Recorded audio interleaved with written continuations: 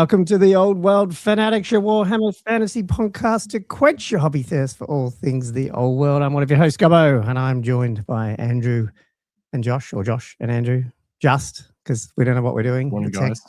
Guys. Fighting us. Just Sorry, everyone. Weird echoiness. Quiet mics, but yeah.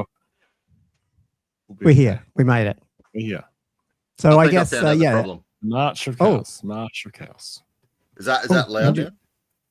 I mean, it's better. Yeah. It's fine. Oh, it's fine. It's good. We're good. Yeah. All right.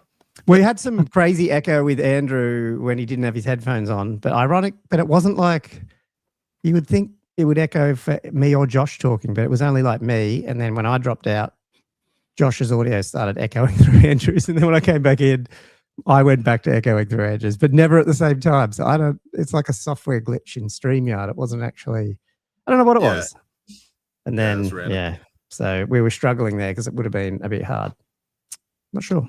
Anyway, welcome everyone to episode Chaos at work.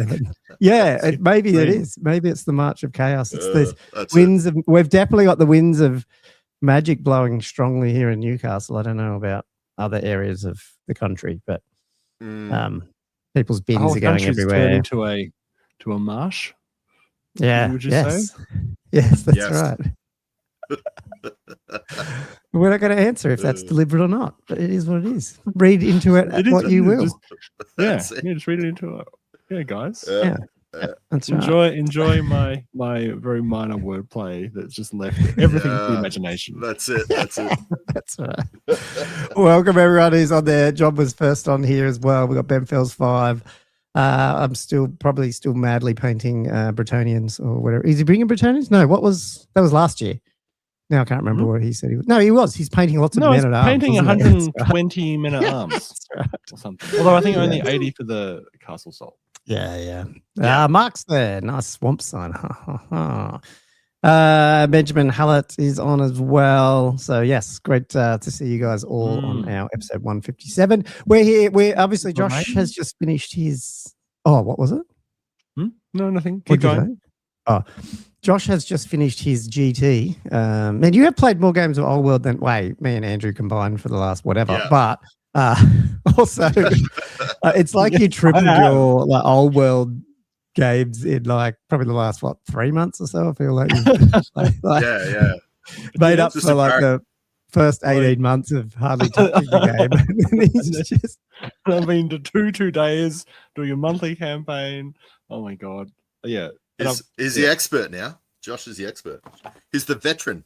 You know what? Yeah, with community rule sets at least. But yeah, what I was going to say is that I've now played 10 games, 2 days with a freaking draft Renegades Demons list. It's not even finalized. But I'm now probably the person who's probably played this army the most in competitive games at this point. Yeah. Without even really meaning to. You do feedback to Val. I've really grown on me. Yeah. I'm really attached to this army, and I just want to keep playing it because it is actually a lot of fun. Oh, that's cool. Oh, that's awesome. I think that's the goal of Renegade. So whether or not it lasts in all competitive play or not, I'm glad it's having its day in the sun now. But then of course, as usual, Squarebase get their leaks in. I don't know who they suck up to get all that, but Rob's probably you know what's interesting. No, I think this is true. Maybe Mark is on, he can confirm this or not, but no one's ever seen a picture of the current CEO of Games Workshop. I wonder if it's like Rob. Secretly it's like Rob, he's ripping into them, but he's actually it, and he's just, that's why he has all the books ahead of time. I don't know, maybe that's a conspiracy theory, but anyway, they got all the stuff. I've screen grabbed it. We've run it through AI, so it's not such a mess, and it'll just make more mistakes for us to read, which will be fun. And we can cover some of our thoughts. I don't know, have you guys even did you watch the video for the March of Chaos leaks? And did you see it, Andrew? You guys are all over it. I listened to more of than seeing it, but I watched the long video. It did go for quite a while. That's the thing. I listened to it over 2 running sessions, I think, and then so I didn't actually watch the stuff, and then I built the army list into the my battle builder like that, not the morning of when it came out. So it was out like within 3 hours. Few little bugs. Insane. I did notice it was up already. Like when I was at, because I was at a 2-day event like literally yesterday. Did not have time at all to look at this stuff leading up to it. But when I was fiddling with like my builders during the weekend, I'm like, what the hell's this sorcerer's like roost thing? And like it's already appearing in all your software. Yeah. I have no idea what it is. Had it up like 2.5 hours after the video ended. But that's what's so good. I mean, yeah, you get errors on it, but I mean, because I just did it quick. But I mean, at least it was in there. You could play around with it. So with the Beastman Chaos, mainly that, not all this other Winds of Magic stuff, because it's not really, apart from the Sorcerer's Roosters, none of the other stuff is a list thing, so to speak. So I didn't add any of that, if you know what I mean. Did anyone else see that thumbs down that appeared but next to Gomo's head? What the? Yeah. What's that? Oh, sorry, that's Apple fucking whatever. Sorry, did it pop up? It might do it again. Yeah, okay. And you can do like celebration. It might come back up. I don't know. Yeah, it's Apple just interpreting like gestures. So it's me just giving myself my own thumbs down. So anyway, so we'll smash through that. But yeah, obviously, if you're the first time here, or if you are the 157th time here, we do appreciate all the likes, subscribes, and comments on our videos. It does help the algorithm. And at this rate, we're only turning up once a week, so we do appreciate it. So the long-time supporters will be 2 hours every week. Come on. Yeah. Again, it's good. It's good painting time for people. But Andrew's busy building the old world Fanatics Warhammer studio. He's just got to finish the house first. That's all. Got to finish the house. One flat pack at a time. Yeah, that's right. I got a room of just cardboard. It's just from packets. It's It's I did that here when I moved in. It was just, and the first one's always annoying. It's always got like 6 drawers, and then you work it out after you do like the third one. But at some point, it's frustrating as. Yeah. I've stuffed one up already. It's like I've done the whole thing. And the very first draw, I went one thing not up right. where it's it like should this. have been. Yeah. So I did that with one of mine. Ball. I'm like, damn it. I've just left one of mine slightly out, and I'm just like, no, I can just stay there. I don't care. Yeah, that's it. It's in a wardrobe. No one's going to see it. Exactly. Yeah. All good. I don't know if our hobby, maybe it does. Reading Games Workshop instructions are just as complex as them, if not more, these days. When you're trying to, I mean, this is something Josh doesn't understand because he just prints stuff. Actually, Andrew doesn't put anything together either, do you? Because you buy stuff. You purchase secondhand, Josh prints. And then I buy stuff and don't put it together. And it stays in a blue box. So none of us actually do it, really. No. Well, I don't know. I've bought a heap of Marauders, a heap of Chaos. So I've been putting those guys together. Ah, right. Oh, yeah. Did you? I don't think I talked to you. Coming, is there? I know you were trying to make me give you, swap the Chaos stuff out of the core set. Did you end up getting a core set?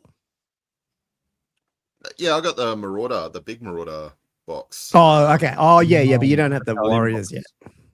No. I bought the previous 2 lots of the previous Warriors with the. Oh, yeah. The Age of Sigmar ones. Yeah, the Age. That's right. Yeah. Which rank up terribly. Yeah. Some poor guy I saw posted that he got 25 mil bases for all of them in the core box, and he was starting to put them together, going, "How do these go on the friggin' bases?" So I then realized I packed them wrong. Yeah. Absolute stitch up. Yeah. He probably gets a whole box core set there for free. With Games Workshop. They are good at that, so I'll give them that. Anyway, okay, well, let's smash into it. 9 minutes in already, so I love my rambling. So do you want to talk some Magic stuff here? And how long will you take, Josh? You got 5 games to get through, and as long as you need. Okay, we don't have to be here all night, I guess. God, scary. Okay, let's go. Let's see. Considering after about 5 hours after we finishing, I'll probably be driving to the airport. Oh, God, yes, man. I forgot about that. We chatted about that last week, that you're leaving tomorrow morning at 5. Okay, let's get on. Okay, Winds of Magic. So we got a whole new set of, I guess, optional. Well, they are optional rules. and I'm going to lose track of all these things. So correct me, guys, in the in the channel chat, because God, it's confusing a little bit. But anyway, it feels like we got channeling.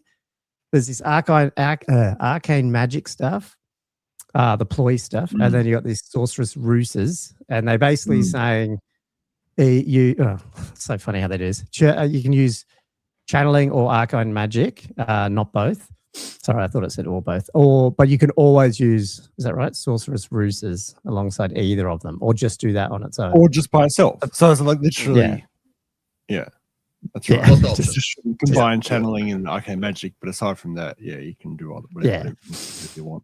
So the channeling's probably Sorry, yep.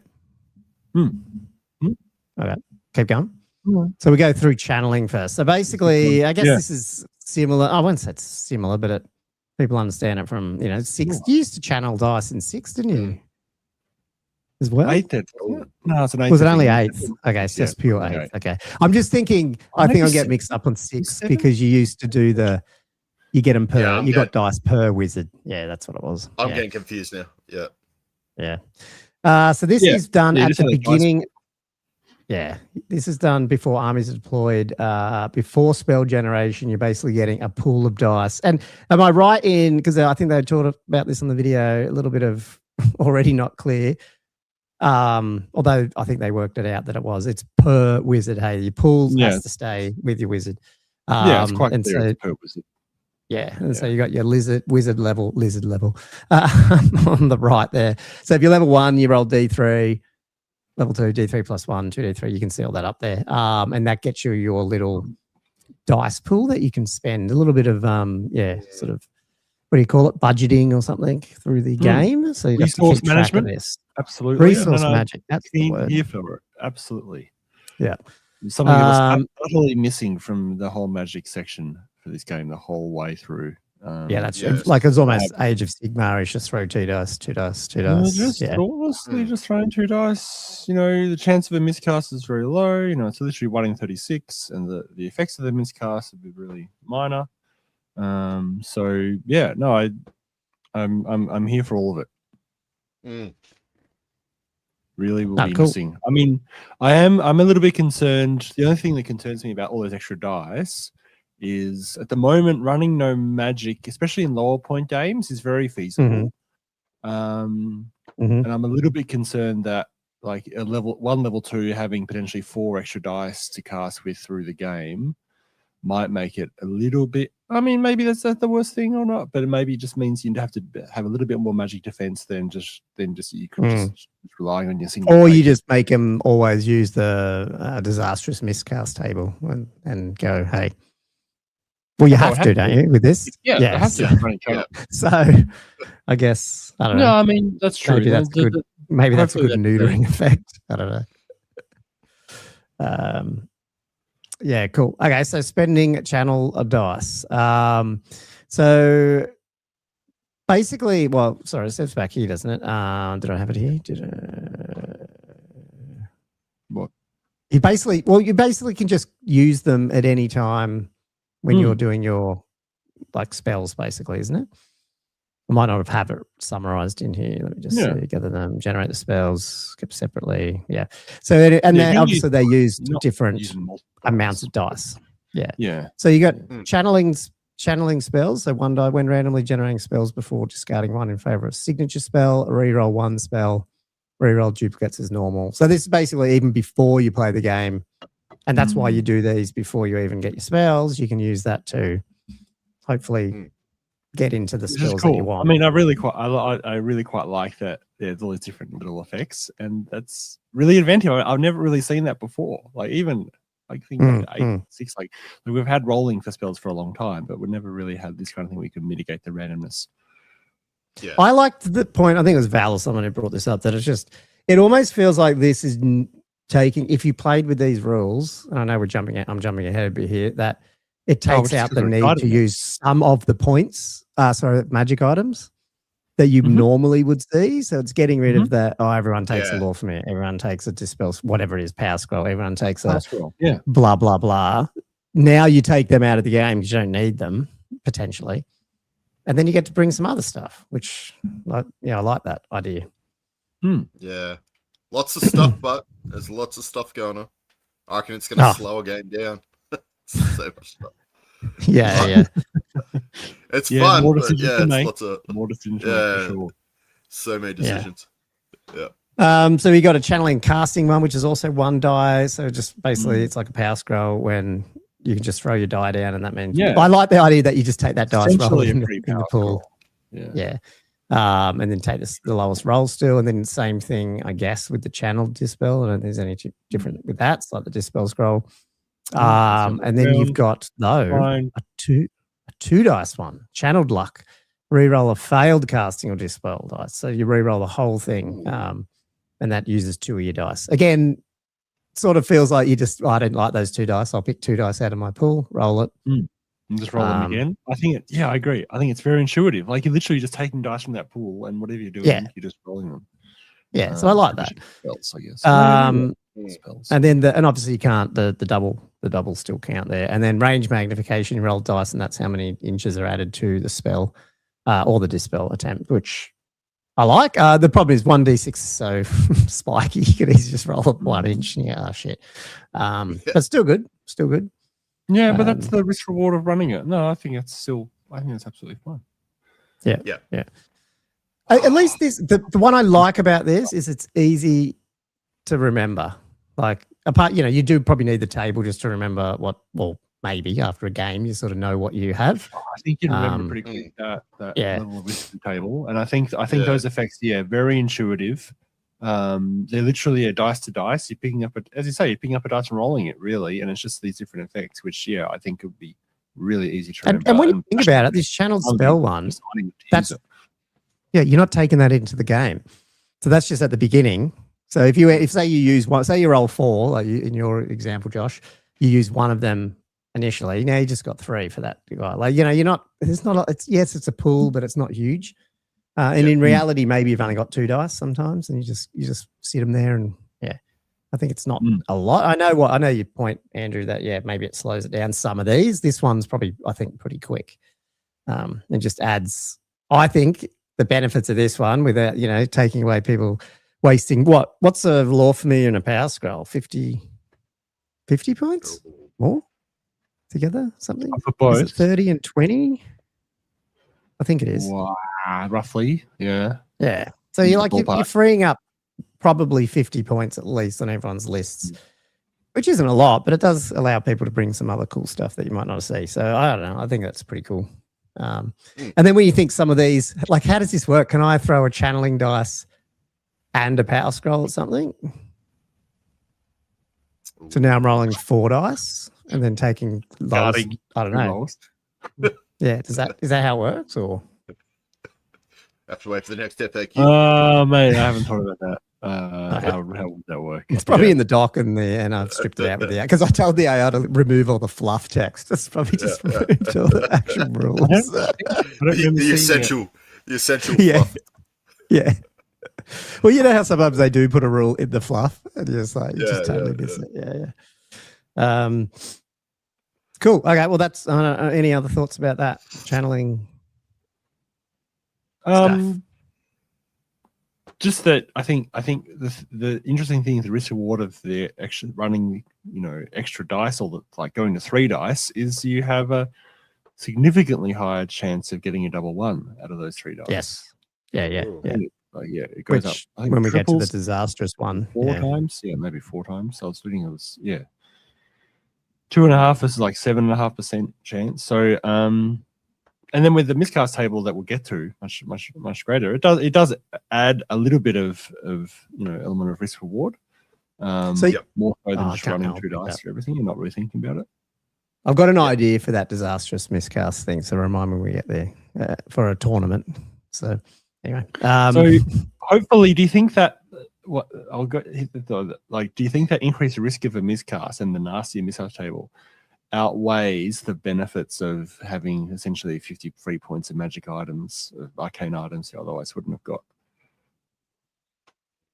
Like if you're level 4 and you've got like how many? 2d3 plus 1 extra. I guess.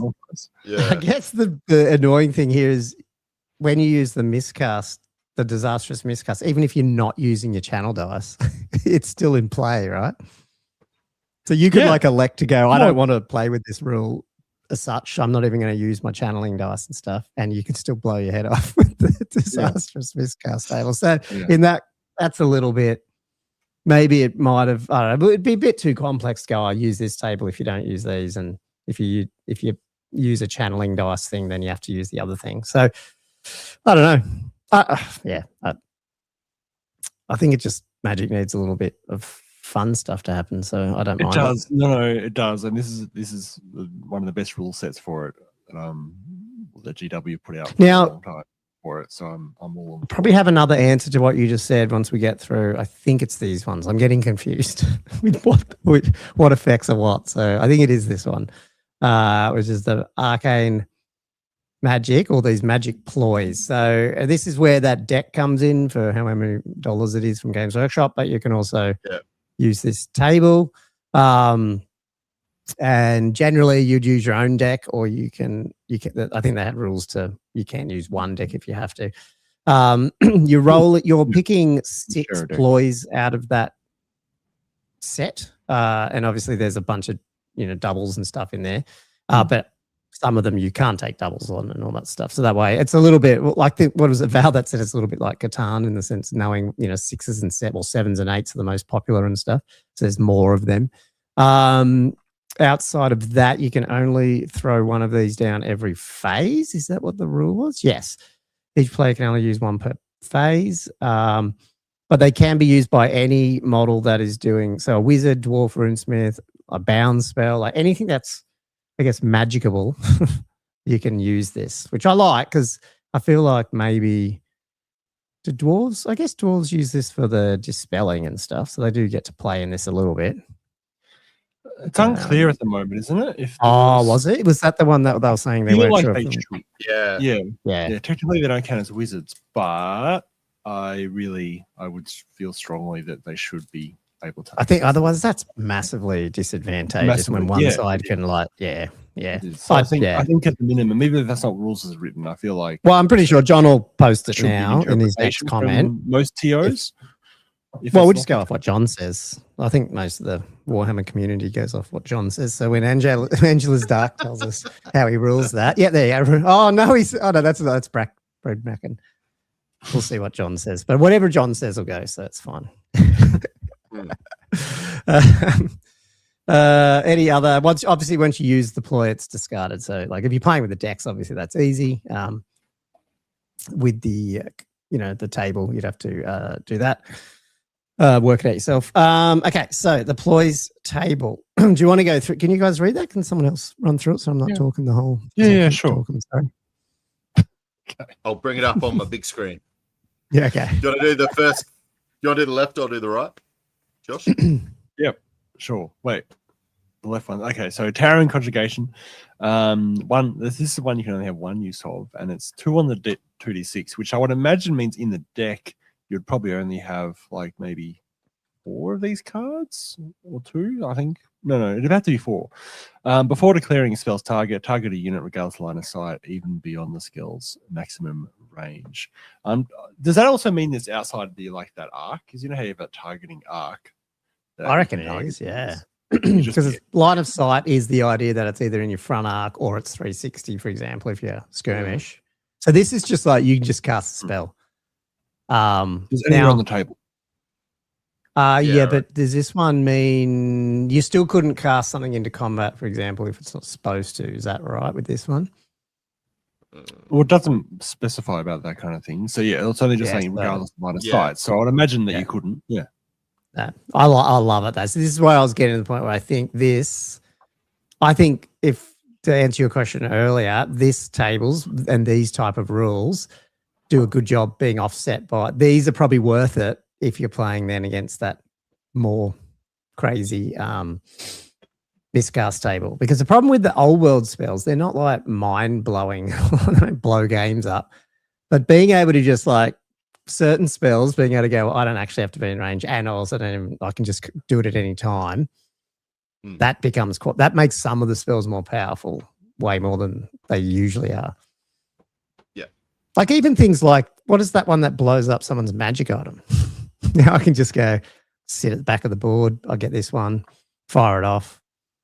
You also not my dispel range and hopefully blow up your weapon or whatever. You know what I mean? Those type of things become quite powerful.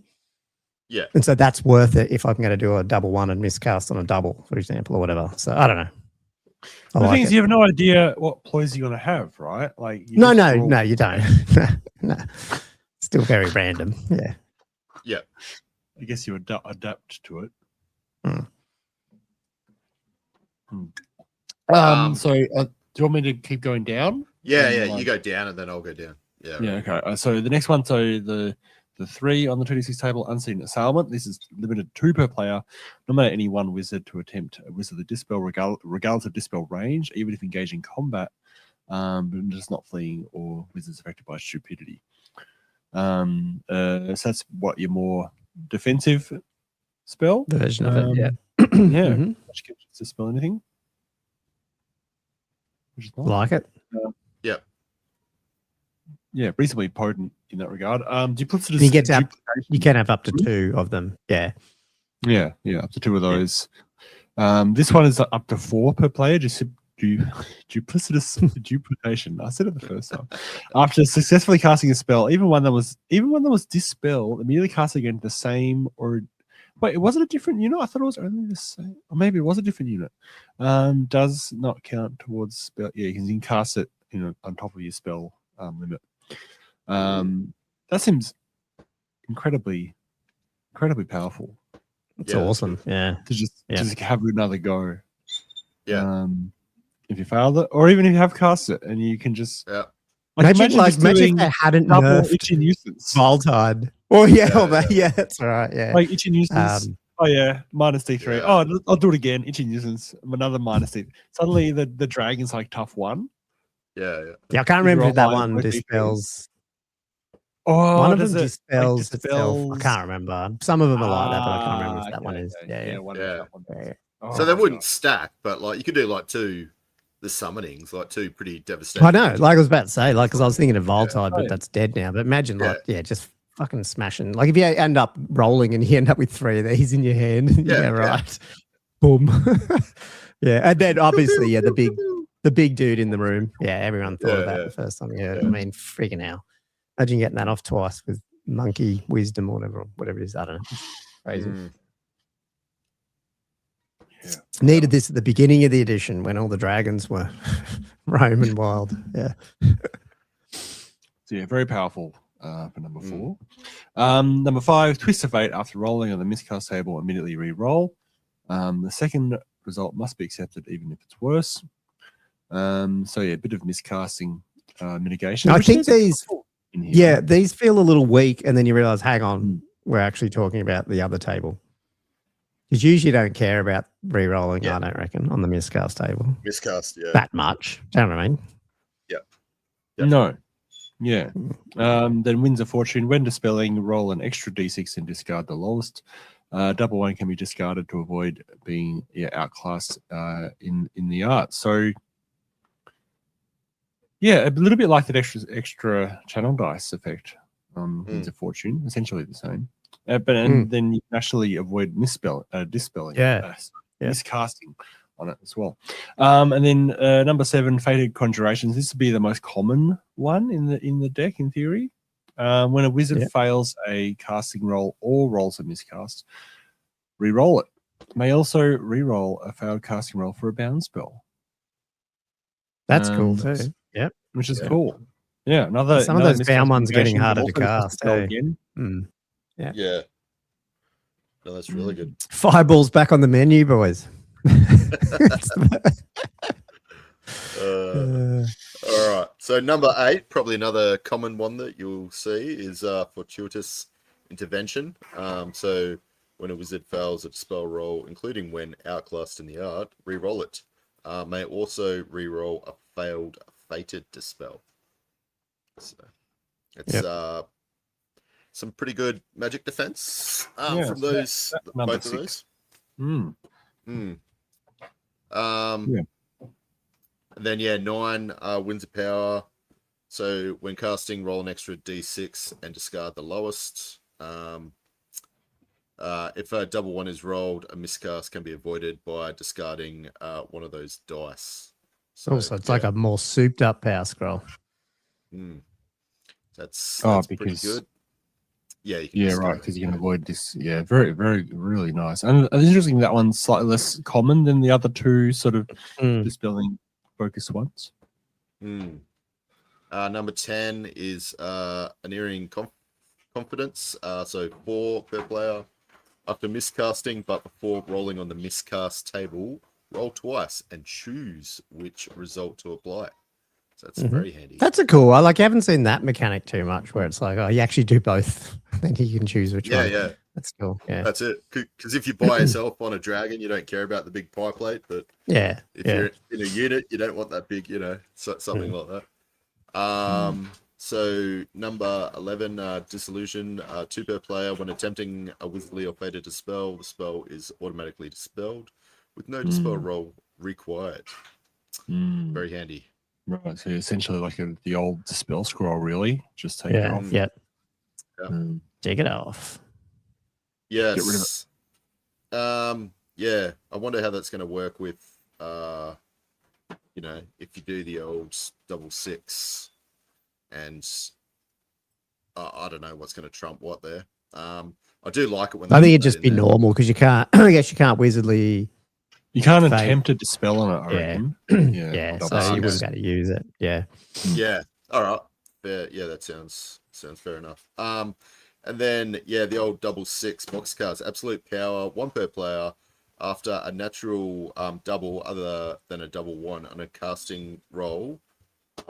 After a natural double other than a double 1 on a casting roll. If the result beats, I'm assuming. If the result beats the casting value, the spell is cast at a perfect invocation. So, any double, except for a double 1. Now, I feel like that one, I know they've added that as 12 and number 1. Is that common? Do you know what I mean?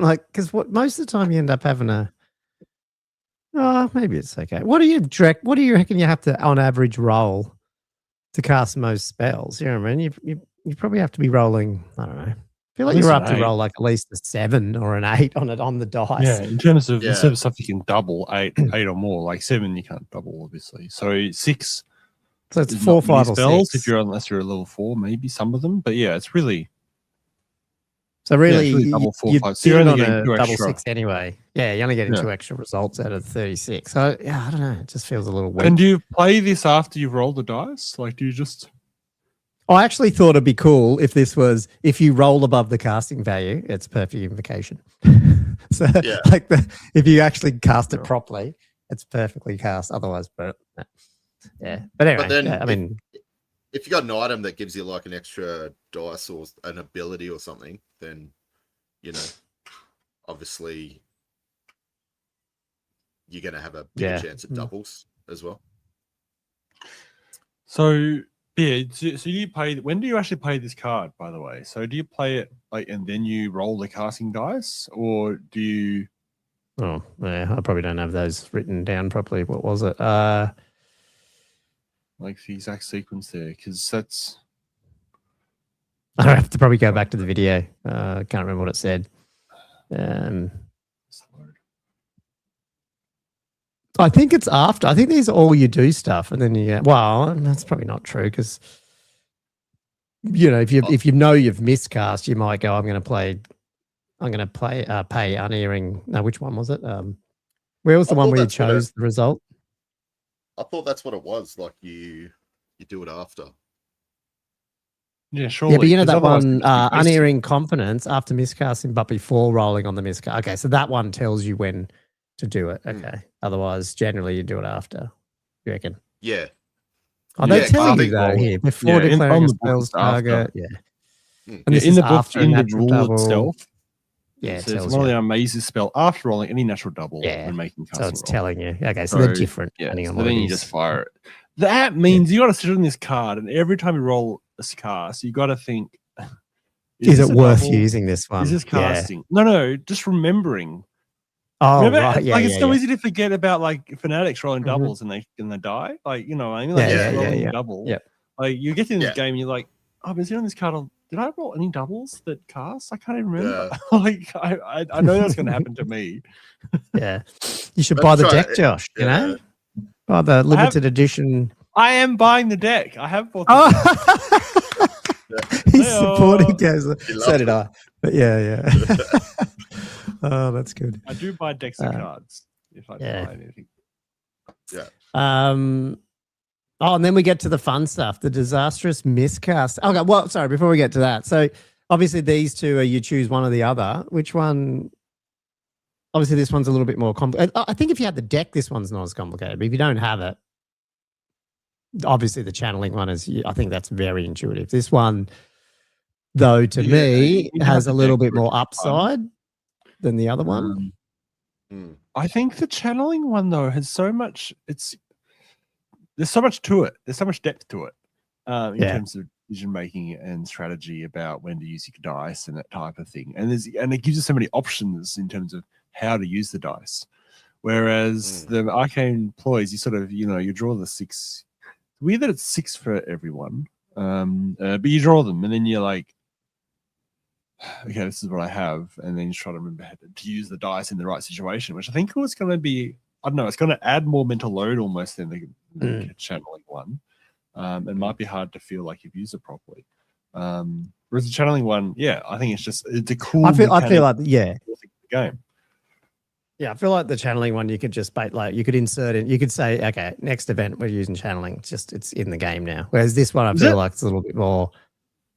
You'd have to decide if you want to do it, I reckon. Oh, okay, cool. Everyone, you heard it here first. Happening. I'm not saying that. No, but I just feel like it sits in the game easier, whereas this one, it's a little bit more debatable. That's all. I don't mind it though. I'm happy to try it. It'd be cool. But yeah. Anyway. I think John was saying he thought that wasn't in the deck, the ploys. But I'm not. Doesn't sure. it have to be? It's 56 card deck though. Surely it's got these in it. What else has it got in there? I don't know. Yeah, I don't know. Isn't this what the deck is? Hopefully, because that's what I bought. Well, surely the deck has got a similar likelihood of getting these cards, like statistically. Well, this is 15/6 arcane magic cards. Surely that's the deck, isn't it? Well, hang on, where'd I go? That one. I don't know. Don't know. Channeling confirmed for Masters. Channeling confirmed for CA. Let's go. Yeah. We might have well, I don't know. I was joking. We might have a special prize for a table that just chooses to use these. Okay, the arcane. Oh, sorry, that's not it. The disastrous miscast table. So, used in place of the normal miscast table whenever you use either of those two that we just talked about, or optionally, even when they are not. As usual, the spell is not cast unless the result says otherwise. So, here we go. On a 2 to 3, it's a tear in reality. You roll scatter dice. If there's an arrow, I like this. They're trying to make the flame template used. An arrow, place a flame template for the wizard's base. A hit centers a 5 or a hit centers a 5-inch blast template on the wizard. Now, after you've worked that out, every model beneath it, except the wizard, risks strength 10 hit, AP -4. Ouch. Plus the wizard, he's just gone 0 wounds, remove from play. Like that's pretty. That's deadly. The hits are like, it's off a flame template, so you're going to be rolling a lot of partials. But it's the remove from wizard from play that is absolutely next level. Yeah. Yeah. But a hit is it 2 hits on that? Is there 2 hits on the dice? Or is it 1 hit? Yeah. Two of the 6 are if you're hit. rolling. Oh no, I'm talking about the partial hits of like if you get the flame template, then a lot of those would be partial. Yeah. Currently, the Dimensional Cascade is the big flame like the 5-inch template over the wizard, and then strength 10 hit AP4, but just no wizard removal. So For 8th, is that what you're talking about? For the current Tau. Yeah. Okay. Yeah. Is that a 2 to 3? That's 2 to 4. 2 to 4. Okay. Yeah. But you don't. That's the thing. You didn't care about it as much because you went, I took 1 strength 10 hit on my wizard, but now it's like you're gone. Yeah. Yeah. you're Oh done. yeah, there you go. On. It's completely different. Completely different. Yeah. Whoa, Yeah. brutal. Especially when people are taking that new Chaos Sorcerer on his dragon, just Well, yeah. Like, Um, is it a lot? Like, I mean, I don't want to say this really, but back in eighth ed, unfortunately, it was easy for very large, high value pieces to just get deleted from the table. Sometimes very early in games, but that I Yeah. mean, sometimes in eighth ed, I think miscast a lot more common because you're throwing a lot more dice at these spells. You're going the like, upside was better. Like you were trying to wipe out a 5 unit. dice, 6 You were trying to dice. mind razor someone, or Yeah. What are you trying to do now? Yeah. Fly your army across the board, or I don't know, like outside of Well, Volatide. Yeah. Outside of take Volatide out because it's nerfed. What other spells are people like? I'm probably leaning towards damage dealing here, but what other spells are there that are just like, catastrophic when you get thrown at? I don't know. There's the odd one if you get it in combat and you soup up +1 attack, +1 strength, whatever it is, but it's still only your turn. It's like, I don't know. I still feel it's not. Yeah. Angela Stark is right. Spectral doppelganger is Yeah. probably Sorry, that one. really that's still out there as something that can be comboed into and really can delete stuff. Yeah. And I feel like, definitely, your big dragon setups with your wizard, they're big investments. We're still in a semi sort of Hero Hammer adaptation of the game, I think. And doesn't matter, any decent level 3, level 4, you're at least spending 300 points, if not 400 on, if you really soup them up. So that's pretty. Wouldn't say game over if that happens early on, but it's pretty close. Yeah. It doesn't matter if it happens in a little night goblin wizard, but yeah. Cool. Number 4 to 5, Ethereal Tornado. Center a 5-inch blast template. Oh, the wizard. Every model beneath it, friend or foe, risks strength 8 hit. AP3. The wizard cannot attempt to cast any more spells this turn. So, was there equivalent? Are you looking at the old one, Josh? There, strength 6 was it? 6. Yeah, 3-inch blast template, 6 AP2. 3-inch. Okay, yeah.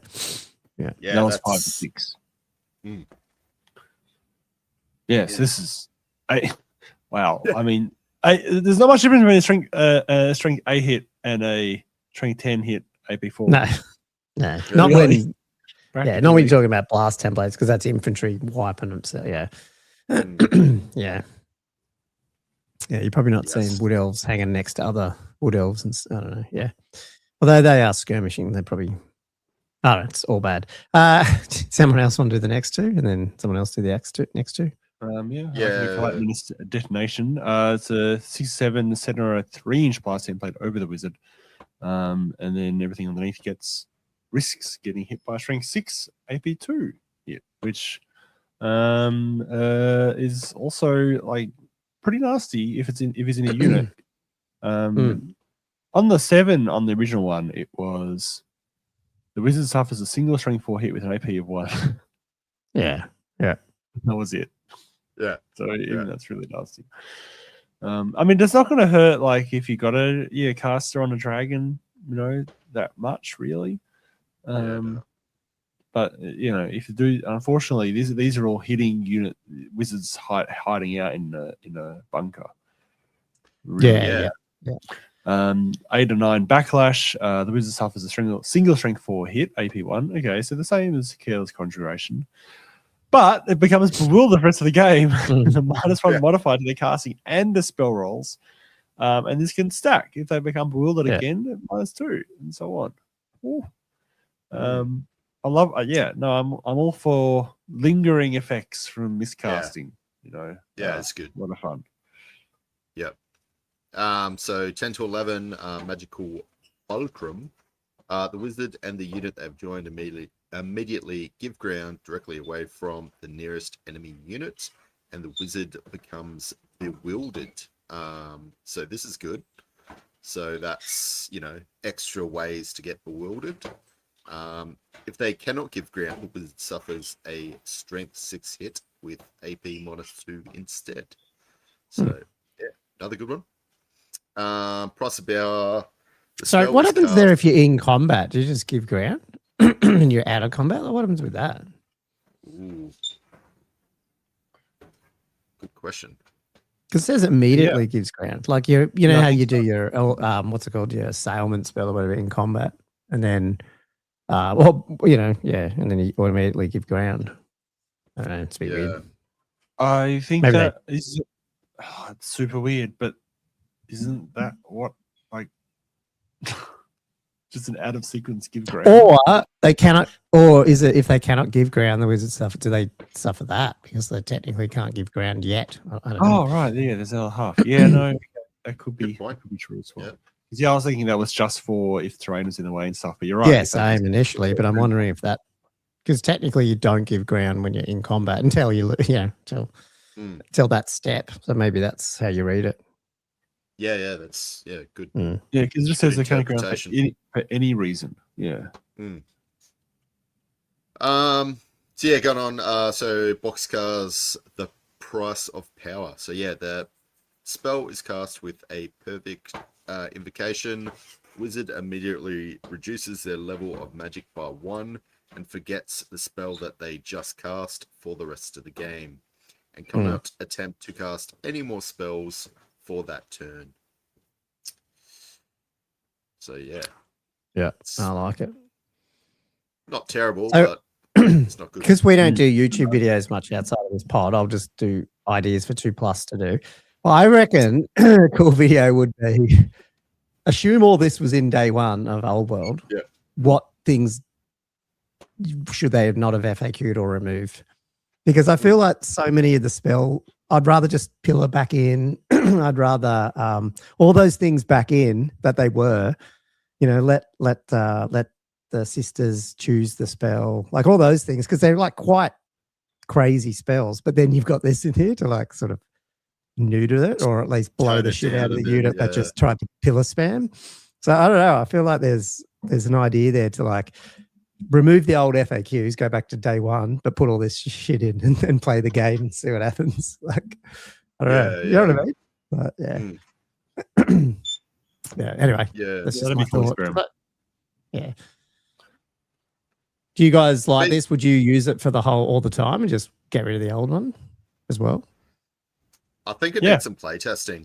Because it could be, how like Magic was like, they try to tone it down a bit, I suppose, in some senses. And now it seems like with the ploys, it could get a lot easier to cast stuff. I don't know if they're going to have to come through again and modify, the levels of spells. Surely not. It'd be too much having 2 different sets. But it might be very powerful as well for certain magic items that people might have that might, help you with miscasts and things like that. So you might have certain races out there. I don't know. You'd have to see how, I suppose, everything after it's been play tested. I just feel like there's going to be some combos out there that could be quite devastating with this new way of Magic. Yeah, potentially. Yeah. No, I think you're right. Well, you might end up seeing earthing rods out a lot more. Yeah, I reckon. Yeah. Only 5 points. The problem is with this one, I feel like, say you roll, I don't know, 4 to 5, are you re-rolling that automatically? Like you're re-rolling 2 to 3, but there's some here that you go, I guess, are you rolling an 8 and 9? Re-rolling the 8 and 9? Do you know what I mean? Just because I don't know. No, I really don't think so. Like you're rolling a lot of spells. Like you do cast a lot of spells, so you are going to get multiple miscasts through a game. And no, I think you got to reserve it for those 2 first ones or something. Yeah. And maybe even 12 if you're about to lose like a kill or spell. Like that you really don't want to lose. That's probably what you would reserve it for. Especially you're right. In Old World, there's only 2 good spells every deck, maybe 3. So you don't really want to lose a spell. Yeah, that's it. You've just You've just used your channeling dice to roll up a spell and you lose it. In the process. Yeah. Oh, I've got to watch this. We got to put this in the. Yeah, I got to check this out. That's awesome. what is really Nice. Thank you for the donation as usual. Yeah, that's cool.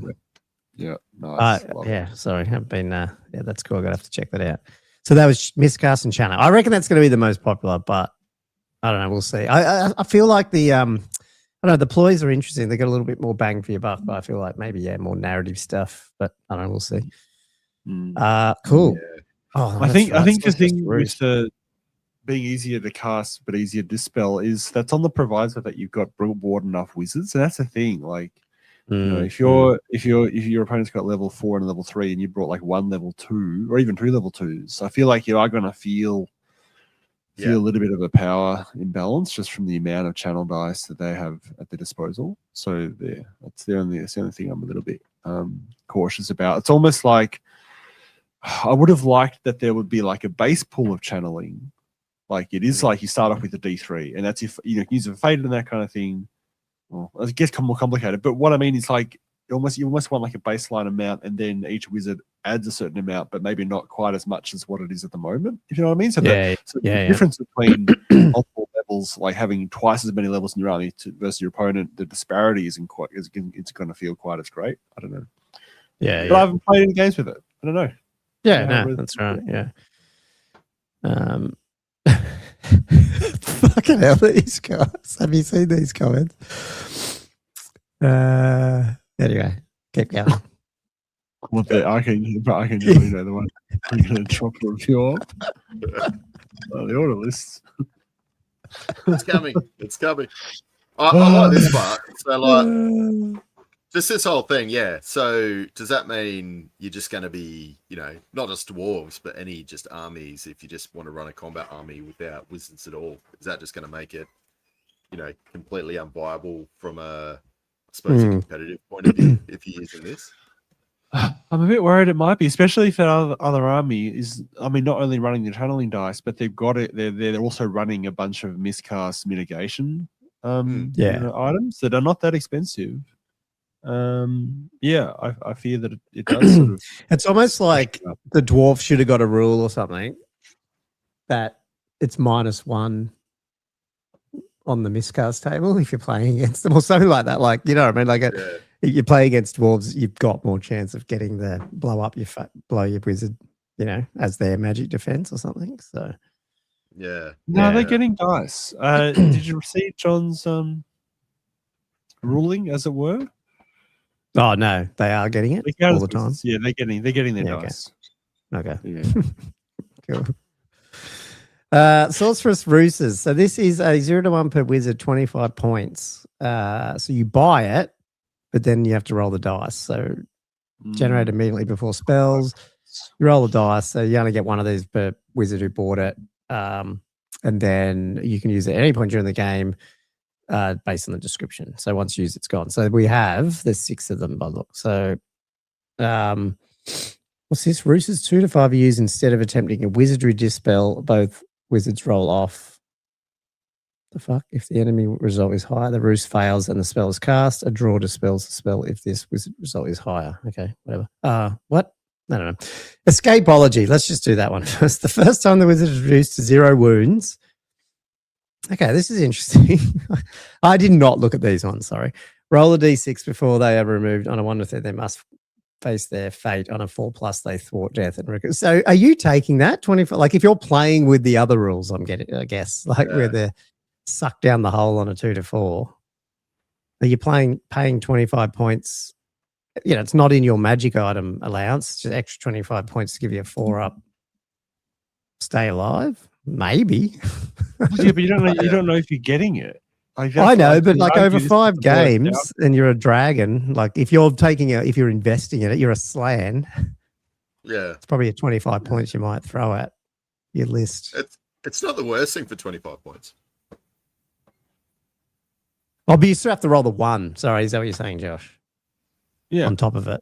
Yeah, that's fucked. You can't just choose. So yes, that's a bit shit. So it's probably not worth 25 points. Sorry, I missed that vital point. Yeah. I feel like if you could choose the one, it might be better because then you could choose that. Yeah, I guess. Yeah, I feel like there should be a little bit more agency in what you end up with on this table. Demonic Assailants. What is that one? So are the rest of them all a roll off? Oh no, not Spell Eater. Spell Eater's not. But yeah, the Demonic Assailants is you roll off. You roll if you add your level of wizardry. The enemy, is it a wizard against? He's doing both wizards have to roll a d6. So yeah, the wizard has to roll their d6 plus toughness, and then if you roll higher, the enemy wizard takes a single wound. Ugh, it's just too confusing. I don't even know how. I mean, I do, but it's like, what? Most of the time, it's going to be pretty much a straight roll off, right? Like, unless it's like a dude on a dragon or something. Factoring in that this is random as well. Oh, fucking hell. Like that's probably one of the pretty disappointing ones. I probably if you're taking a Sorcerer's Ruse. I mean, I guess if they've already miscast and then you're like, oh, they're taking a move from the miscast, let's try to hit them with a Demonic Assailants. But then even then, it's still just a roll off. It says lose a wound that cannot be recovered by a regeneration save. It's like, what? So you still get your normal save and your ward save if you had it. Well, no, it's just a spell is a spell. Then the enemy wizard loses a wound. Right. And I think they're just now with this, how they're phrasing it now. They had to put in. Oh yes, sorry. Yeah. With regen. God, because they can't write a rule, they have to start putting that everywhere. God. Oh, why have to put it everywhere? Why? That's funny. Because that is the problem. They were trying to make regen like that, like after the wound's taken, it regenerates. Except for if it says it can't be recovered by regeneration. Spell thief. So this is the same thing. D6 plus half level wizardry for each wizard. Well, this is half. The other one was just level of wizardry. This is only triggered. So when an enemy casts a spell, so you do this instead of attempting a wizardly dispel. Yeah. And in all those cases, if it's a draw, you just dispel the spell. But if you roll higher, the spell is flayed from the enemy's wizard's mind. The spell is dispelled, and the enemy wizard is unable to cast it again for the remainder of the game. That's good. That's good. That's really good if you can roll higher than your opponent.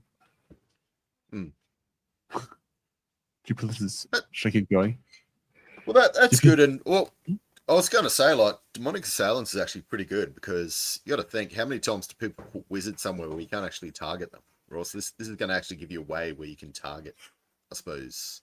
Yeah, true. Wizards in a bunker, or if people have them, I don't know. I think that's actually pretty strong. Number 2. You just hope for something else to take off the last wound. Who chooses that? Oh no, you choose. You choose that. Choose what? You choose that enemy who you're doing it against, or how does that work? Yeah, you select it as a result instead of a spell. Yeah, instead of a dispel. Right. Okay. Right. Yeah. Instead of attempting a wizard dispels, you have to be in range of you have to be able to dispel the spell. Okay. Right, instead of your wizard dispel, you do this. Okay. Missed that critical part. Okay. But enemy's toughness. I mean, how many wizards are still? I just feel like every wizard is unless they're elves, are going to be like 4 or above. And then you're halving I know you're not halving, you just level of wizardry. Okay, that's okay. Yeah. All your humans are kind of, a lot of your humans are 3 stuff still. Like wizards. The wizards generally. Do they go to 4? I thought they went to 4, maybe not. I don't know. No. Unless they're on a mount of some kind. Oh, okay. Yeah. A lot of them are. You're just used to your beastmen too much, Gummo. I was going to say beastmen and orcs.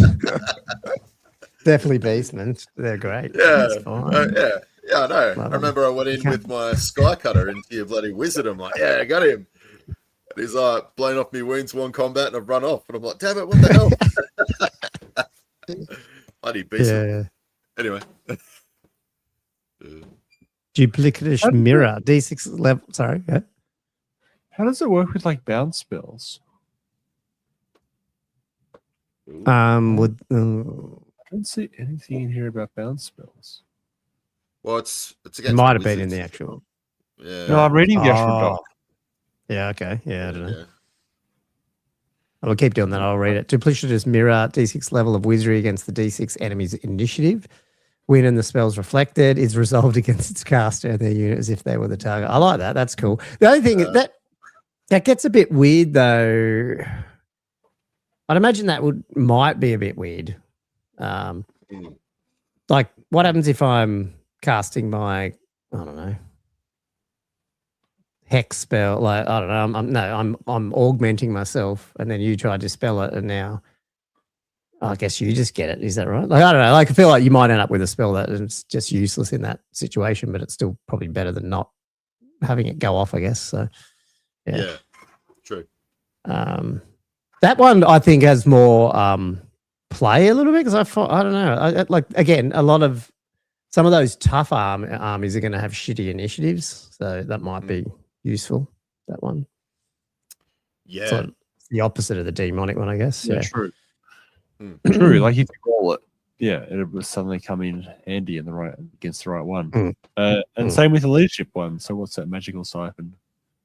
Same thing, but it's 2d6 plus level wizardry versus d6 plus enemy leadership. Against the right army, that could be really nice. Yeah. If you roll it. Long, and then what's that spell leader? I wiped out that, but also just any remains in plays. That's pretty cool. Well, it's actually not even remains in plays. It's just enemy spells. That's fucking pretty cool. Any other? If you're loading up on hexes and shit, and then someone fires a fireball at you or whatever, like a summoning, and you hit it, fucking, they're all gone. Yeah, that is good. Is that right? It's not just remains in plays. It's like any of your hexes that are up for the turn. Yeah. No, that is. I think it might be a little bit harder to get off. It just seems like 2d6 plus wizard level, because most leadership you'd be like minimum 8, I think. But 8 or 9. Yeah. Maybe not. I don't know. But we'll Then see. spell eater is the spell's automatically dispelled. No dispel roll. A perfect invocation is dispelled only on natural double 6. Oh, you can even do that. The wizard's next casting roll gains an extra d6, discarding the lowest. Oh, that's So it becomes a power that's scroll. interesting. Yeah. Yeah. So you're dispelling someone, it automatically goes. You could even dispel a perfect invocation on double 6, but then when that wizard then casts his next spell, it's even more powerful. Is that right? Yeah. So you automatically wait. Hold on. So you automatically dispel it if it's passing perfect invocation. You can attempt to use this by rolling for a 1 in 36 chance of dispelling it, and then regardless, you get the power scroll effect. I don't know, how often are you going to go for the double 6? Like waste your spell leader, your 1 per game automatic dispel on the chance of getting. Oh, okay. Sorry, it's the wizard is you. Okay, yeah, just to get nah. I was trying to work that out. I'm like, which wizard? Yeah, I know. Like, Okay, so it is you. So you eat it, and then that gives you the power to cast your next one. Yeah. That makes more sense. Is that not conditional? So even if you do it on a perfect invocation and you fail to do the double 6, do you still get the wizard's next casting roll gains an extra d6? Yeah, it just happens. It's just after you use that rune, the next time they make a casting roll. Yeah, unleash the power of the consume spell. So it doesn't seem to mention anything about the perfect invocation thing.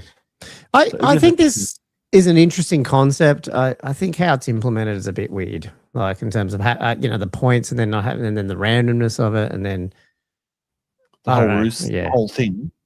Yeah. I feel like you could have mixed some of these in just those other ones. Do you know what I mean? Throw a card down and suddenly we're doing one of these ruses. Like, I feel like that would have just been.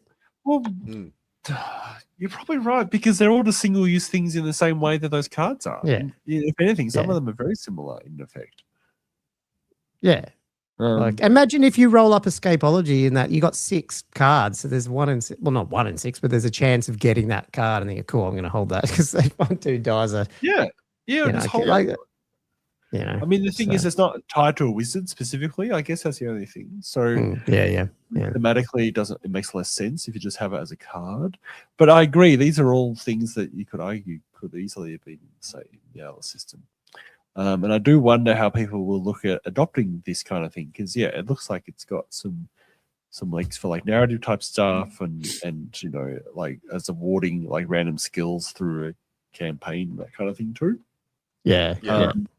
So it's so true. I mean, if you guys don't follow 40k or whatever, there's only so many card subsystems for spacely stratagems. I know, like, I think at some point, I don't know, maybe that's the way Games Workshop's going a little bit, with this idea of, you've just got you got this resource pool and you throw down some certain things based on, in their case, stratagems. Bloody hell! Now the way they got them, they got like fuck ton of different detachment types. So each detachment might have 4 to 6 different stratagems, and so like, I don't know, it becomes quite complex. A lot of stuff to remember. It becomes. I'm already struggling. Come on. I know, that's the problem with it. Yeah. So. Oh well. Give me L-shaped rune. Give me L-shaped runes. Interesting. Well, how do they work? Are they? Sorry, you meant ruins, but anyway. Or I can't read one of them. That is ruins, isn't it? I can't read. It is ruins. I was the one who fucked that up. I thought you were making your joke. No, I thought you were making your little wordplay. I thought he said rune-shaped runes, and then I was like, no, he actually spelled it right. L-shaped hills. Well, we had L-shaped forests there, didn't we, for a bit with the wood elves? So I guess that's true. Well, where are we getting to? We're over half time. What do we want to do? We've still got all this stuff, and we got your stuff, Josh. What to do? What do people want to hear? I want to hear Josh's stuff. Same. You guys want to talk through this next week? Because I won't be. I reckon. Well, we've got castle lists to probably go through as well. Maybe we can try and squeeze a video in this week talking about the actual lists that is castle that close. Oh, so next Monday is the week before castle. Mm-hmm. Yeah. Wow. Okay. So we only have 50 lists to go through between the two of us. So it's nice. It should be only half an episode. Won't take long. No.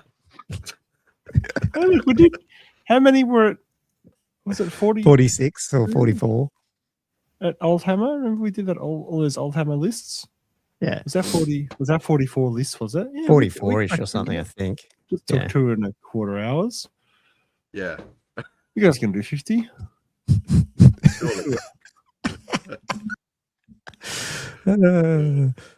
Well, if you came here to see the March of Chaos, you saw the magic part. I think we're going to get into Josh's stuff after I go through some patrons. What do you reckon? Yep, let's do it. I need to. Definitely. You got a what? Need to debrief. Oh yeah, cool, awesome. He's got to get out of his head, and then once he's done, then he can head off to Malaysia. Okay, cool. Well, we're going to do the patron shout out. Big thank you. They're all on the chat here supporting us. I love it. These people do keep us turning up like we're doing, giving you something to listen to while you paint your minis. So a big thank you to Plain Yogurt, who was one of our newest members from last week. Nick S, Jason, Zeffel, Handsome Dan, Sexy Hobby Horse. I'm going to just do that anyway. It's not anymore. But Mark Hewitts, Shabismus, Western Sydney Wargamers presents the Old Hammer Grand Alliance. Tickets available on Old World Rankings. Feud owner, King Passion, the Mustache Rash. Not Matt, just Tours, Adam Lamb. Slanesh players, warm Snickers in their mouths so the chocolate melts and the nuts pop on their tongues. I'm assuming you got some fun pictures to share in a minute, Josh, right? Funny that. Firebird 7137, Peter Holman, Mark Langley, Matt Hitton, Silver Dave, Sporadic Sanity, Mark, Nick, Cam the Dentist, James McKellen, Liam Fallon, Jay McBride, Flatworld's Edge, Jelly, Tommy Dogs, Matthew Klein, Perfidy, Jess Tors, Wood Duck, Legacy Edition, Nananawam, Daniel Broadstock, Robert Z, Cliphouse. Oh my God. Is that what it is? OG Perla. Yes, that's what it Dunwich. The OG Zen Fox. Jesus. And we have Todd Lloyd back. Oh, he's What's all this? So I don't know how it works, right? He's added himself back.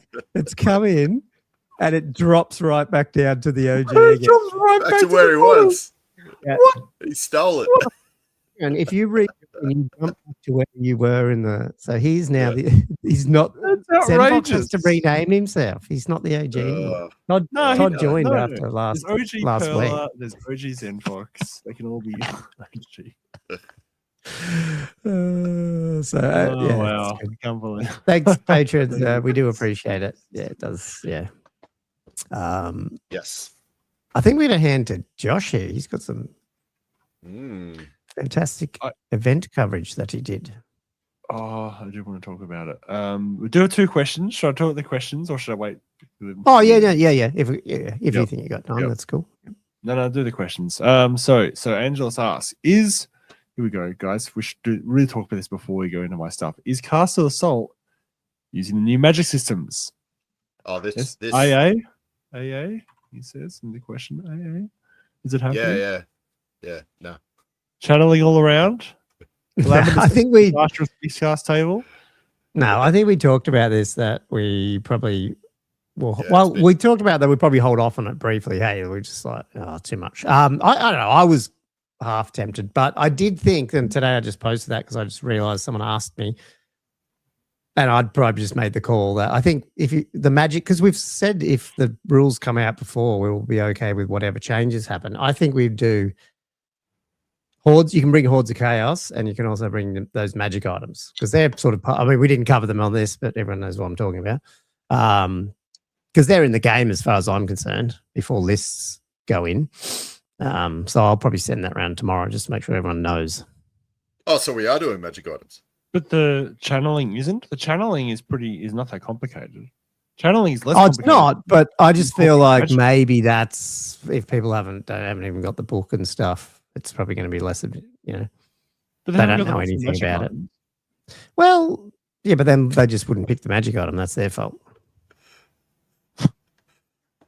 I don't know.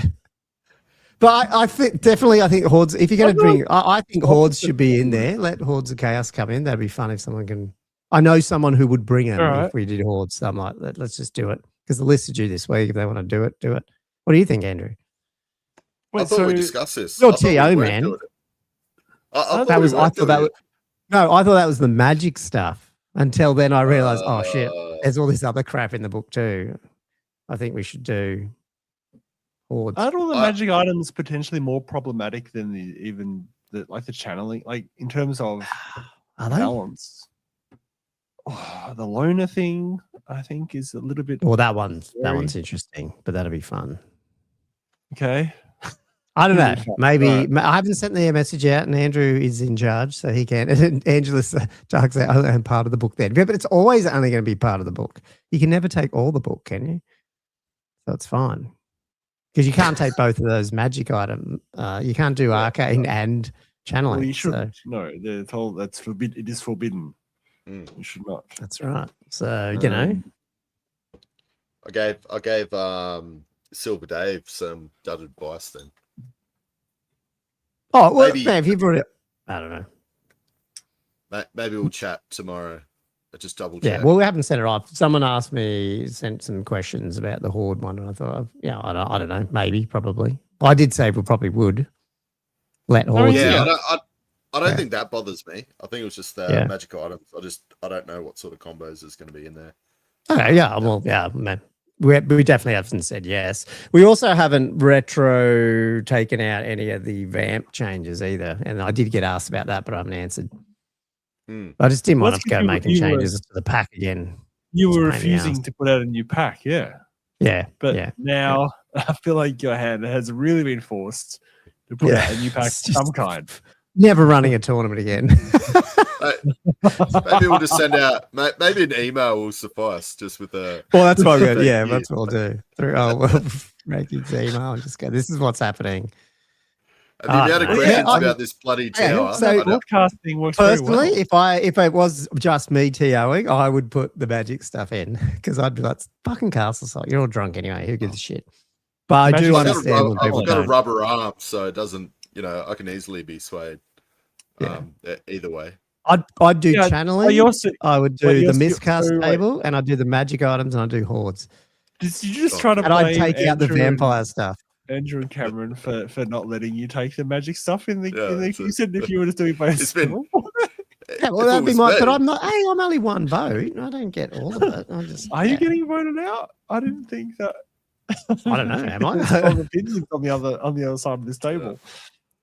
Maybe not. John's going to vet all the lists for us too. Thanks, John. Oh, good.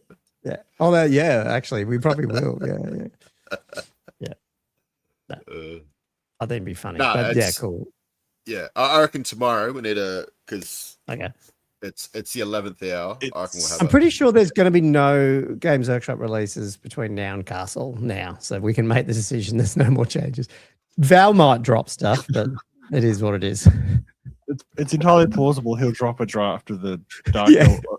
or a hotfix to the demons. I suspect that might be coming next, actually. Yeah. Something like that in the next week, right? Like 6 days before Castle.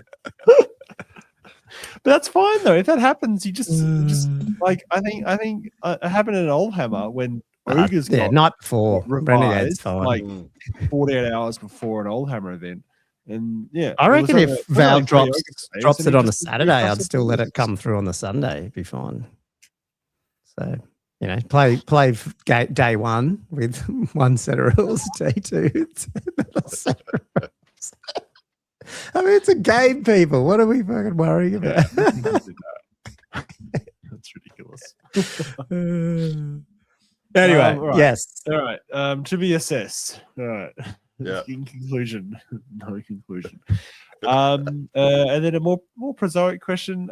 Nick S, one of our more recent patrons, asked question: what do you think will be the next releases? Plastic kits, new army, another army event for me. Arcane Journal, that type of thing. Do you reckon they kind of keep going on the chaos stuff? Like I know they brought out the Arcane Journal here, but are they moving towards trying to replace the whole chaos? Surely they'll give something else. Is that not? Yeah, I reckon. Okay. They do like well, then jump maybe around. Wood Elves with their hero, the rumors. I'll just go with Wood Elves. Yeah, it's a good one. Wood Elves and like a cop out. Trinkies, finally. This rumor of Wood Elves and Trinkies is so long-lived. Yeah. But surely it has to come to fruition at some point. Yeah, I reckon. Well, the kit count hasn't changed, I don't believe, since I put that kit count out. Well, I'm calling it the blue box count, although I didn't count the cards or the books as blue. They're not really blue boxes, but you could argue a card box is a blue box because it is actually a box.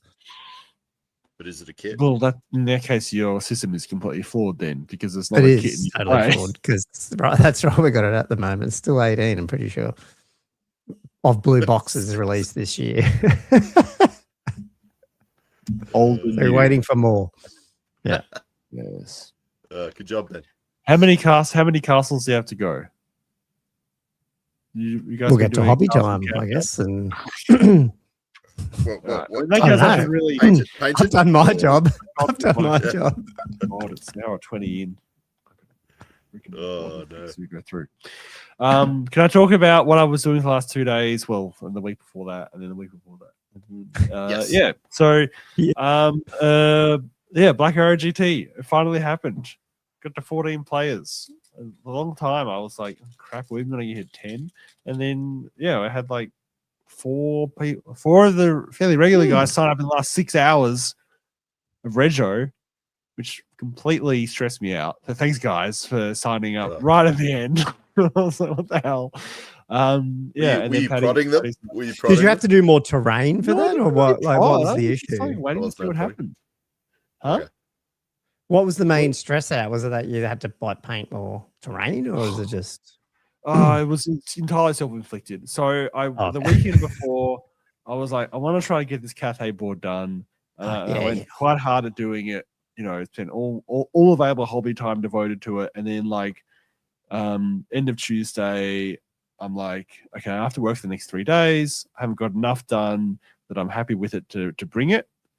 And then sort of Wednesday, I was like, look, I better start working on. I still had a couple of Varnos to do and some other objectives. I had to paint some hats, and do just a bunch of stuff.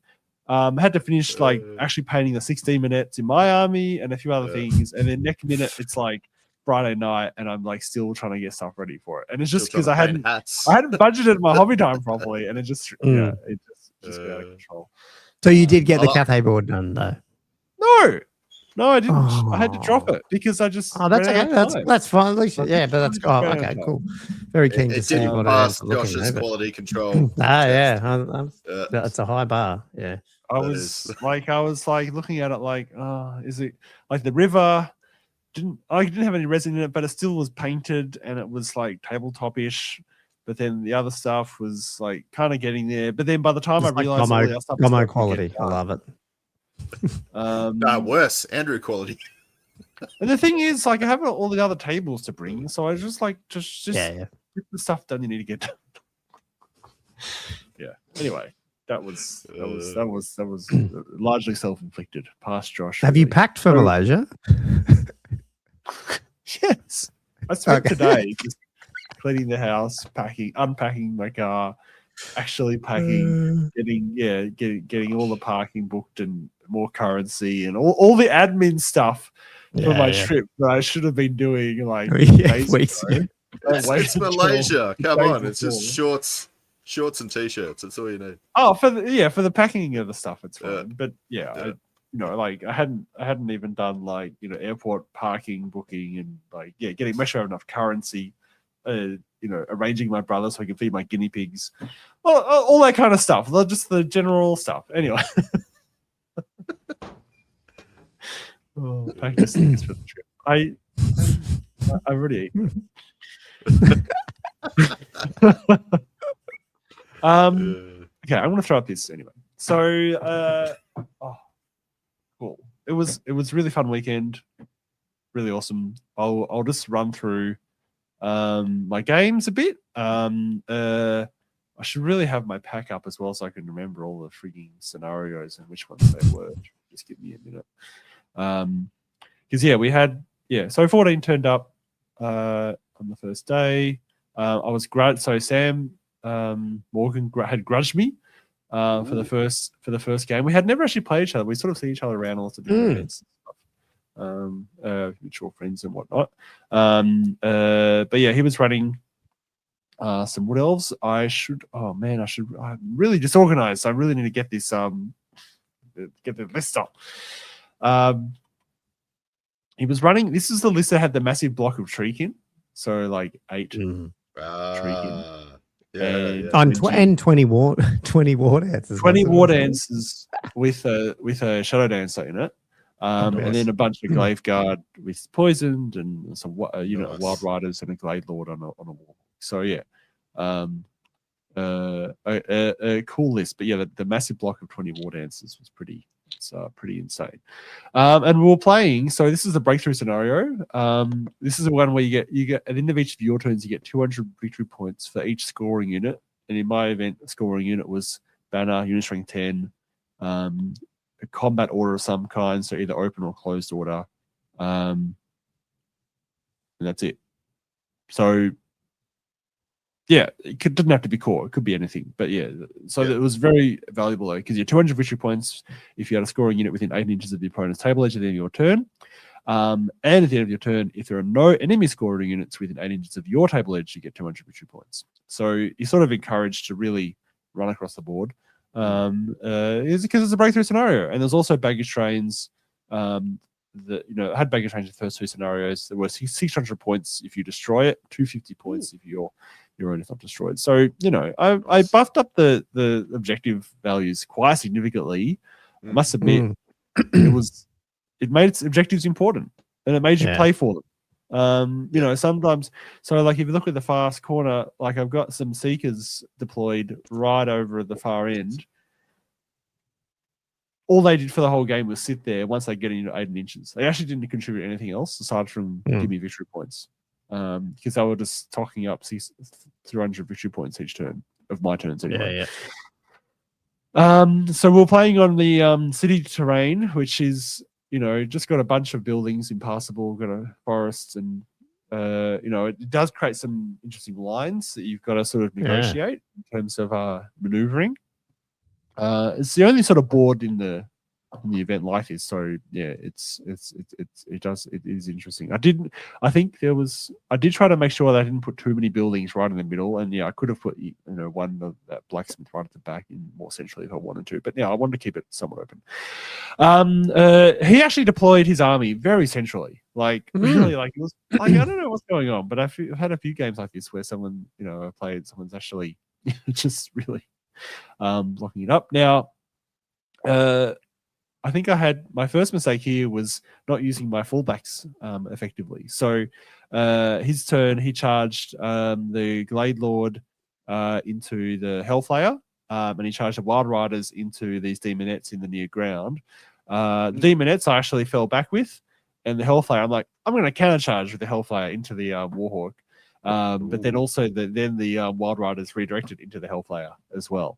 Now, unfortunately, we sort of worked it out. That meant that the Hellflayer's impact hits could only hit the Glade Lord, not the Wild Riders, because it wasn't considered charge for the Wild Riders, because it wasn't the counter charge was against the Glade Lord. I know, right? That's probably because I was going to say your lawnmower would go through them initially with this if you rolled good 2d6. Yeah, if I rolled decently, which I did a lot during this weekend. They would try to go through them. But yeah, unfortunately, the fact that the counter charge was declared to the Glade Lord on the Warhawk meant, because in retrospect, I really should have just fallen back.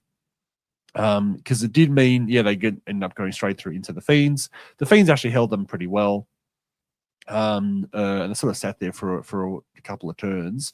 Now, where was the other thing? So, where are we here? That's just charges. That's not that important. What was annoying was, so the other block of Demonettes, they end up charging, the huge block of Treekin with the Chariot in there. They get a bit bogged down, and then I tried to charge. This is the Seeker trying to charge into the flank. There, and she fails by like an inch. Like she's movement 10 with Swift Stride. Like that looks like a longish charge, but it was very it looks long, but okay. And then on this side, so this is the Demonette block going into the side of those. Right there into Wild the Riders. Wild Riders. Lovely. I was like, this surely they'll be in. And then I rolled double one, and they're like out. They're out by an inch. I just had to roll two. I was going to say they almost look like they're in normal. Is their movement 5 or 4? 6. Their movement 6, and they were still just out, just with enough of the wheel camera looks to line up. Like, God, I love those mats though. Yeah, so annoying. So I think the keeper. Now, what happened was, I ended up being in combat with that huge block, and I sort of get stuck in. I think I can't remember if the keeper failed that charge again. I think it was just the first time it failed, because surely it got in the second time. Yeah, because then following shots, I do have her in. She does finally get in, even though I like these Demonettes have been whittled down quite a bit. I do have the Hellflayer and the Seekers at the top there. They've gone through some archers that they managed to get in just by, just in terms of positioning, we're able to do so. And then, the Keeper does end up going inside of the Treekin, thankfully, because, the Demonettes were really struggling. Because she got Killing Blow. So even though he kept getting nice, Oaken Shield up on it, I must admit, tough 6 with the Oaken Shield and regen and their armor. It's so hard to get through, but the Killing Blow meant that because she was on illusion, so she had special doppelganger as well, which I wasn't running an Allhammer. Oh my god, having special doppelganger on something like this is so different. Suddenly just rolling all these 3-6 hits was very awesome. They then lose the combat, and they did actually fall back in order. They popped through a bunch of stuff. And then the Demonette block hit the side of the War Dancers. So these War Dancers, they did get overrun by the Hellflayer and the Seekers going in. But they're just, even with their 4-up War Dance, they're just putting out so many attacks that they still kill the Hellflayer and all the Seekers. And then most of the Demonettes end up going down too. Like those War Dancers, I think, was that just about the end of the game? Yeah, that was the end of the game. So it ended up being, what was it? I think it was in my favor, more on the objective points than anything, that one. I think it was like 12.8, I want to say. Wow, cool. Was that charge for your first 12 layer? Was that in the rules, or you just dictated that? There is a thing around where you can do your impact hits. There's a FAQ on it, but I just can't remember. I can't remember. Judge, you probably looked it up. We looked it up, and it was sort of like the counter charge can, is a declaration against the unit that it's charging, and therefore is considered charging that unit and not any other units. Sort of thing is how it was sort of phrased. We found so. Does that mean like if you somehow got like you counter charge against normally like your 2 cav units counter charge, but like often your unit can attack 2 units like you just had. Does that mean like your lancers can only get like only working against the ones you counter charge? They're only work. Yeah, in theory, the way we read it in the I don't know how valid it is, but the way I read it, and I think I've seen in FAQs about lancers that you can only use your lance against something you're considered charging. Yeah. So that is how I would read it. Okay. Although, like when you fall back in good order or you follow, like you're just charging. So, like, I feel like lancers are valid when you're charging, and because you are charging, it's because you're in a charged state. Yes. So I think different impact hits. Yeah. I think the rule that I think they've tried to FAQ it about was when you've charged or you followed up into another unit, and then in your opponent's turn, before that combat gets played, they charge that unit, and so therefore you wouldn't be considered charging that unit, but you'd be able to use your lances against the unit that you followed up into, kind of thing. I think they were trying to clarify that. Maybe it's then affected our interpretation of how counter charge might work. I don't know. It didn't feel wrong to me. Like, I think it felt like a reasonable interpretation. I was just wondering if there was a clarification to it, because I would have thought, like Ben just said, counts as charging. So if something counts as charging, then you get impact hits to kind of, whatever. Well, okay. So the thing is, then, so if that was the case, how would you distribute them? Because it's 2 separate units. I'd have to look up impact hits on how that works. Because it's usually distributed shooting. Yeah. But it's like normally you don't charge 2 units actually like at the same time. So unless I'd almost just halve it between the 2 units. Halve it between them. Yeah, I guess. Yeah. Yeah. I'm not saying what you did was wrong. I was just wondering if you found a I think there's definitive answer. Yeah. Yeah, it needs. Yeah. I think they've just usually they've tied themselves into weird FAQ knot, I reckon. So I can answer that one. Big Ives said, "Come really digging the battle builder." Thank you. Thanks, Big Ives. When's it mobile up? So if you're actually on Google, it's actually out. I just soft launched it because I've got it through. It's Apple that I'm. It's actually not bad. Apple have pushed me to make the login stuff work better, which I have done, and I did on Saturday, and it's pushed it through. I'm just waiting for them to approve it. So if you're on Apple, unfortunately, you have to join the beta, and I'll add you in. If you're on Google, it's on the Play Store. I just haven't gone out and told everyone it's on the Play Store because I'd rather wait till they're both out than push them. So there you go. Right. But if you are, yes, I can turn the battle builder on for you, the new one, and you can play around with it. Yeah. Very nice. If it keeps dragging on, I'll just announce it, but just say Apple's coming soon, but we'll just see. I'm at the mercy at the moment, unfortunately. Yeah. Fun. Cool. Continue. The next one. 12-8. I'll pop up this comment from Dave.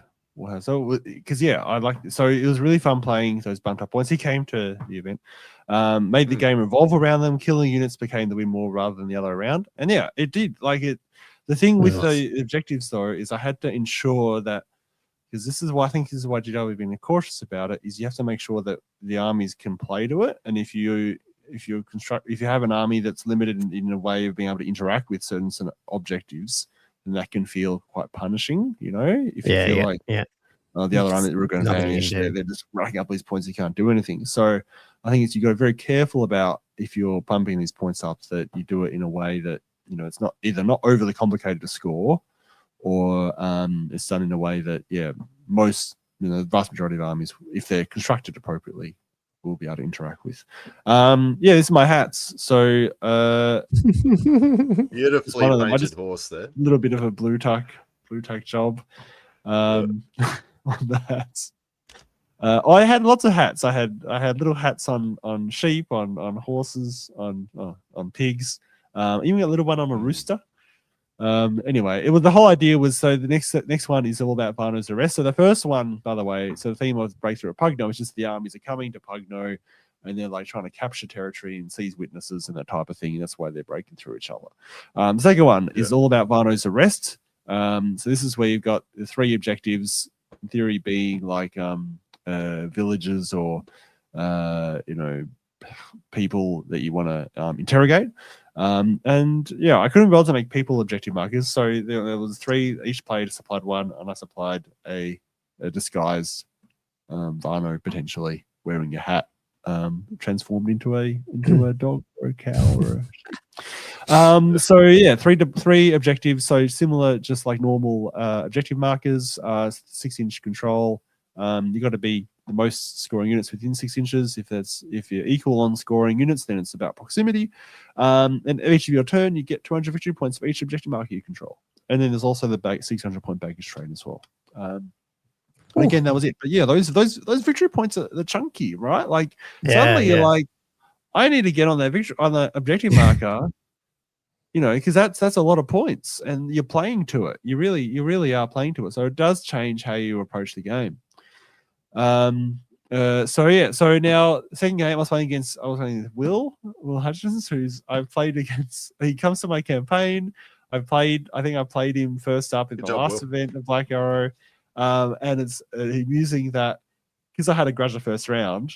It was the first round we statistically could have played at in this event as well. We were matched up again.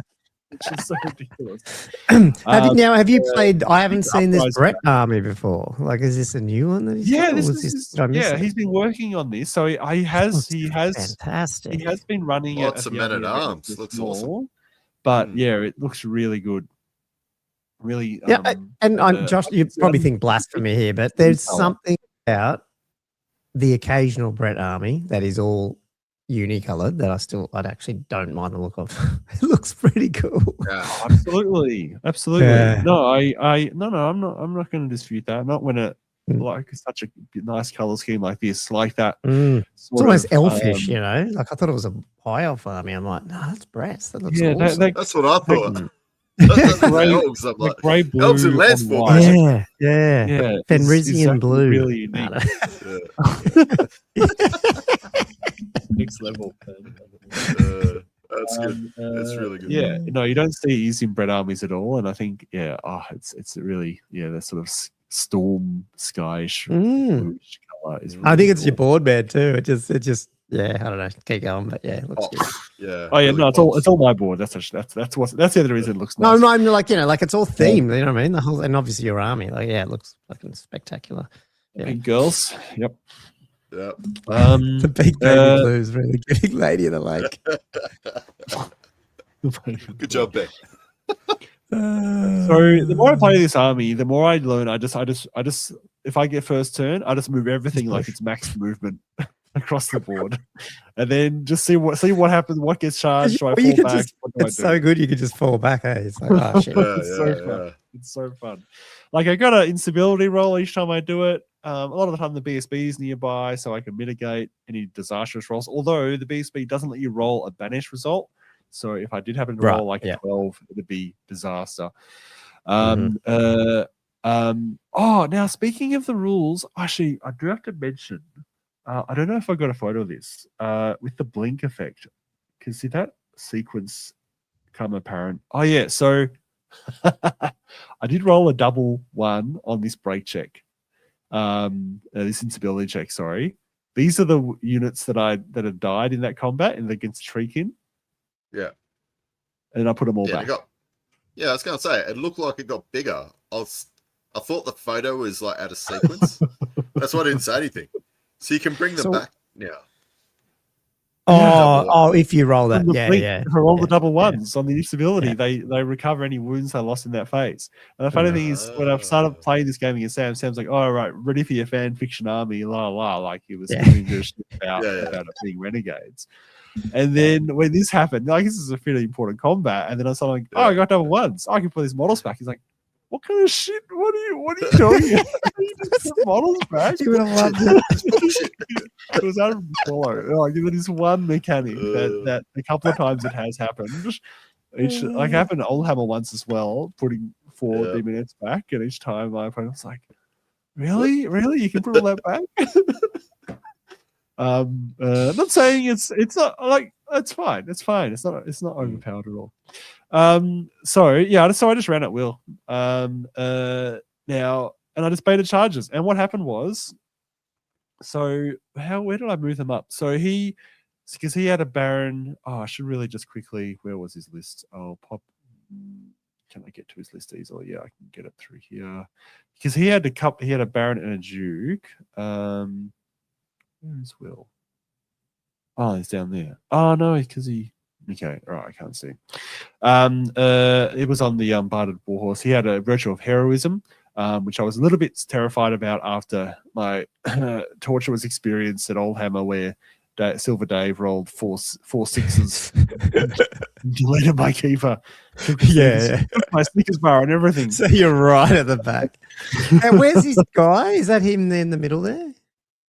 Yeah. So just there. Now he actually declares a couple of charges. So he declares a charge. This is a perfect image. He charges the Hellfire with his Baron or Duke. I think it was a Baron. And then in the far ground, he actually charges the other Hellfire with the pegs or something. Oh yeah. And I think also with the Errant Knights that were just behind that as well. And I haven't moved the Hellfires up. I'm like, because often I will go in multiple waves now. It's like I'll push the blocks up, and then the chariots will be a little bit further behind. And he just goes to charge, and I'm like, I'm going to fall back with both. So they both fall back, and he's like, oh crap, okay, they're going to be like well out of position. I think he does decide to persist with the errants and the pegs, but the Duke he redirects into the block. I'm like, excellent. He's in the block. Like, really not a great position for the Duke to be in, and the Duke is no longer alive. The Duke dies. Wow. Pretty much from being baited into the block. He probably, if anything, he maybe would have been better off just continuing into the herald. So did you? Well, how do you just wiped him out? Trying to put in the pegs into the block with him or something like that, just to support him a bit more, because he could have done that. I think. Did he run? What happened? You just deny a challenge and then just went out at him. You killed him. Did he declare a challenge? I don't remember declaring a challenge. So you got all those attacks. Yeah, I think all the attacks just went in. Wow. Yeah, no, he didn't declare a challenge. I didn't declare a challenge. So yeah. And then have you got? I can't remember what the Slender. Have they got AP1? Yeah, I thought strength 4. Yeah, AP1, Armor Bane 2. So strength 3, they potentially have AP3. Surprised you wiped him like that. Wow. Yeah. How many attacks do you get? That's crazy. Yeah, I'm trying to remember the sequence of how that worked out, because you're right. It was in the single round of combat too. Like it wasn't even. Because the next photo is gone. Yeah, spiky. Yeah, wow. You do get those combats sometimes, like you just roll real well, and they just roll horrendous on. And you've got you got a fair. I mean, what's that? Is it? I don't know. What's 12 attack? Is it? How many attacks do those dudes have at the front? Just still one. Two each at the front. 2 each. Okay, yeah, okay. Well, yeah. So you've got like 16 attacks or something. The extra combat rest on the bat, and that wouldn't have mattered. You probably should have been one over too. The heralds in the unit would have had demonic familiars as well. Ah, right. Okay. So I think that might have done it actually. Yeah. I think it rolled pretty well on that, and then it would have been 2 ranks of demonettes, and then just I think it was just enough attacks that. Yeah, because he's only got like 4 4 wounds. He's on a bite of peg. He's not on a royal. Oh, peg yeah, or- yeah, exactly. Yeah. Okay. Yeah, So, he's yeah, I definitely think more of a glass. I wouldn't say glass cannon, but he's a little bit more like that now, isn't he? Yeah. Sorry, I was thinking the hippogriff stats. Yeah, no, he's not a hippogriff. No. He's only tough. Yeah. I think he's tough 4 wounds. 3 Yeah, up. that's what it is. Say then. blessing. Yeah, Like, that's it's what not- it is. Yeah, it's not. It wasn't that. Wasn't that? I'm tough. still it's freaked less out by the only new model. Six up, isn't it? Yeah. Yeah, and it's only 6 up wards. So, like, you know what I mean? Like, Yeah. I'm getting, like, I'm rolling these 6s, AP3, and then suddenly he's getting like a 6 up armor, 6 up ward Yeah. because I'm not Yeah. strength 5. So, like, Sorry. going, Yeah. So the pegs got pushed up. They're a bit out of position. Oh, that's where the Hellfires ended up. So right back. In a position where the keeper could then charge the pegs and the errant. I think the errantry knights. That's right. The errant knights fled and the pegs fled. The errants actually then failed to rally and they ended up off just off the board once they popped through the pegs in their following turn, and the pegs just reshifted once they rallied over there. I won't spend too much time on the rest of the game because otherwise most of my victory points were really just sitting on the objectives. One thing that I was disappointed about, did I get a photo of that near combat? No, I didn't really. Was did I put a Hellfire into that? I can't. Oh, maybe I didn't. I can't remember. Anyway, I'll just keep moving. The questing knight. There was 3 questing knights on this board, by the way. My chariot, my little seeker chariot, tried to charge it. Didn't. I think it killed 1 questing knight, and then she took like 2 wounds from questing knights and the 2 remaining questing knights, and then she failed the instability and just popped the chariot. So I was like, oh, damn it. What else happened? So yeah, I just ran through peasants, taking the objective, and then I ended up winning that one as well. I think that was like 14-6, I want to say, something like that.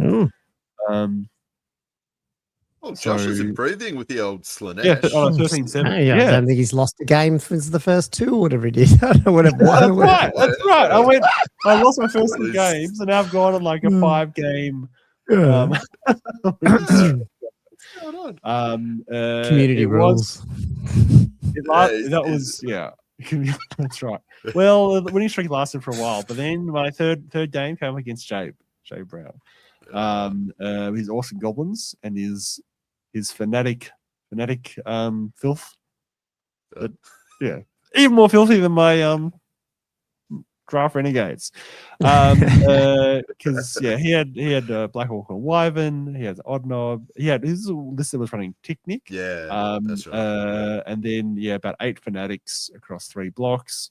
Then a big block of Black Orcs, some Boar Boys, a couple of Doom Divers, and some Squig Hoppers. Did he ambush in the end with his he did technique or whatever? Oh, he did. Yeah, nice. He did. And now this one again. The scenarios, man. So this is the prisoner escort one, where the baggage train that we've been running the last 2 scenarios is now mobile, prisoner carriage, and you deploy it as part of your army, and it can move 6 inches. You can triple march if it's within 3 inches of an unengaged from the enemy unit. All that was just a warm up. Ironically, when I was thinking about this, I was like, oh, shit, it would have been better the other way around because I feel like this was, anyway, this is a much less, it's still pretty competitive. No, that's underplayed, Josh. Yeah, it was serious. So the thing with this one is my problem, the only minor error I made with the scenario design was that you could deploy the baggage train at any point in your deployment. And it probably should have been the first thing you put down, because we were like half through deploying our armies and we're both like, we're just deploying in a weird way where we were trying to work out where the other one was going to put the baggage train. I mean, and that in and of itself was kind of fun. But it did mean we were like spreading ourselves right out across the board. And then it was kind of weird because at the very end we were just going to plonk our baggage tray like the prisoner escort somewhere. So like 4 units in, I was like, Jay, I think we'll just deploy our baggage trays now. Like just put them down, and then we can deploy the rest. You know, now we know where they are. So he put his just on that flank there behind his ball boys and a wyvern. And I put my princess carriage on the other side, pretty much. Next to the fiends and one of the blocks of demonettes next to that big forest. And then across from his baggage train, I sort of had the keeper. Like I didn't really have. I think I probably made a mistake in putting both big blocks of demonettes so close to each other because I kind of needed more set of combat res across from where all his baggage train stuff was going on. I had both seekers and one of the hellflayers and the keeper there, but not a huge amount to hold it. But then, I had a fair bit of support from my own chariot, I guess. So Snickers, I've got handed the Snickers. So Steve gave me the Snickers, like right at this point, and I'm like, oh, cool, thanks. I should have been bringing them myself. So ridiculous. It's just randomly in the pictures. That's what I like, man. It's like when you see those funny pictures where someone's left a dildo like in the back of like on Josh's boards. They're just random Snickers bars. Did you eat it upside down, Josh, and just let it melt in your tongue? Just let the nuts pop. No comment. My goodness. No comment.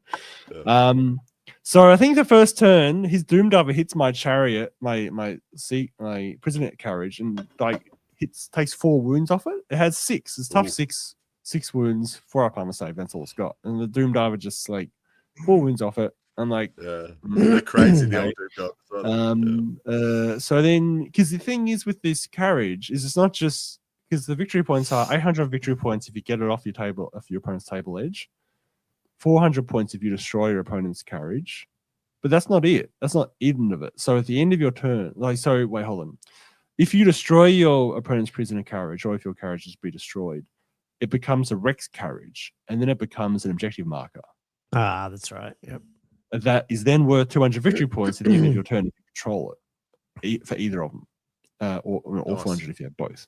So suddenly, when he hit it and he's got 2 wounds left, suddenly I'm like, oh, okay. I know this. If he kills this is actually going to be an objective marker. So actually, then, in my turn, I didn't just barrel it up as fast as I could go because I was starting to think that he was probably going to take it off in the next turn or two.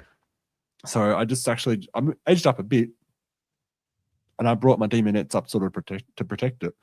But in my head, I was worried it was going to go. He was still playing quite defensively with his. So yeah, he had his big block. He had a Night Goblin block, and he had the ball boys around his. But he didn't actually really move it up that aggressively. And I was sort of screening it with the keeper, and the 2 chariots and the seekers. He's got a bit of shooting, but a lot more shooting. Yeah, he's got a lot more shooting than me. Yeah. So I was trying to, but the thing is, he's also got all his freaking fanatics, and that was slowing me down somewhat as well. So I ended up having to charge. These fanatics are going everywhere, and they're just really annoying me. I ended up having to charge through these fanatics. End up with the seekers dying there. On the other side, the fanatics kill off the last wounds of the carriage. And Kicknicks come on the back as well, which is like, Kicknicks coming on. The keeper ends up in combat by herself with the gobos. She does fluff her. She does like 2 wounds to the champ, which I was terrified about. It's like, oh wait, I can special doppelganger as well. This initiative step. So fortunately, the special doppelganger goes off, and I get to 5 overkill, and I get a draw because of all the static combat res the friggin' block has these days. Yeah, nice. So I do actually manage to keep the objective for 1 turn. I get just closer than the Kicknick at the end of my turn. Yeah. But all those fanatics have done a lot of damage. Like I think he was right. I was just gonna run across the board into his Black Hawks, but I was a bit hesitant to go in the Black Hawks. They're pretty tough to take down. And then what else happens over here? Oh yeah, so this other block of demonettes. So I was moving them like initially. I'll just go back a bit. So I deployed them pretty centrally. So they were here and they were in a position where they could just charge the night goblins. But then I was like, I actually think that baggage train is super valuable, and I'm just gonna scoot right past. That's there. They just march straight past the gobos, heading straight for the carriage. Because and then I don't think he was expecting that. I think he was like, oh no, okay, they're actually just going straight around. So that's sort of where they end up. I think this is sort of coming close to the end of the game, actually. So Kicknick does end up trying to charge the Seeker Chariot that falls back. The Demonettes fall back. He ends up in the rear there, but he actually goes through a Fanatic to do it, and then he ends up taking all these wounds, and then end up just beating him off.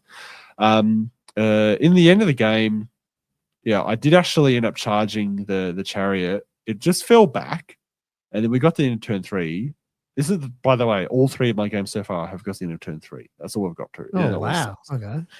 Because turn 1, so much stuff happens. Like, literally, like I'm just running across the board in turn 1. It's like our game's coming. The chariot does break, but I can't catch it because I'm going to hit the war boys, and then sort of that's the end of the game, kind of thing. So he actually won this one. Partly, like I think he won on objective points. I think he did kill the keeper too. He did. The keeper goes down because it was still in combat with those frigging gobos. Because I drew the first combat, and then the wyvern sent the ball boys in or something. No, he sent the wyvern in. The wyvern's in a challenge. I don't kill the wyvern. He does a couple wins to me, and then the 5 combat res meant that I rolled pretty high on instability. Although I must admit, this whole tournament I forgot about the -2 effect that the keeper has and that the heralds have for instability wounds taken. Totally. You were remembering that though. That's a pretty big deal. Yeah. That's a pretty big deal. Yeah, well, I never used it once. Yeah. Also, I don't remember many. I must admit, I don't think I reminded many people to actually do terror checks either. Ah, my goodness, that's so annoying. It was what was I think it was a 14-6 loss in the end for round 3. So I'm gonna say, where is he? Yeah, 14-6. So yeah, after my 5-game winning streak, I finally lost the game, which I was sad about. So then now day 2. Oh man, I get home on day 1, and by the way, I haven't finished all my Vanos. So I get home, haven't printed my wards out either. So I get home, my printer is like partly blocked. I need to like clean the printer out, and because it's like printing lines. I'm like, fucking hell. After a full day of Warhammer.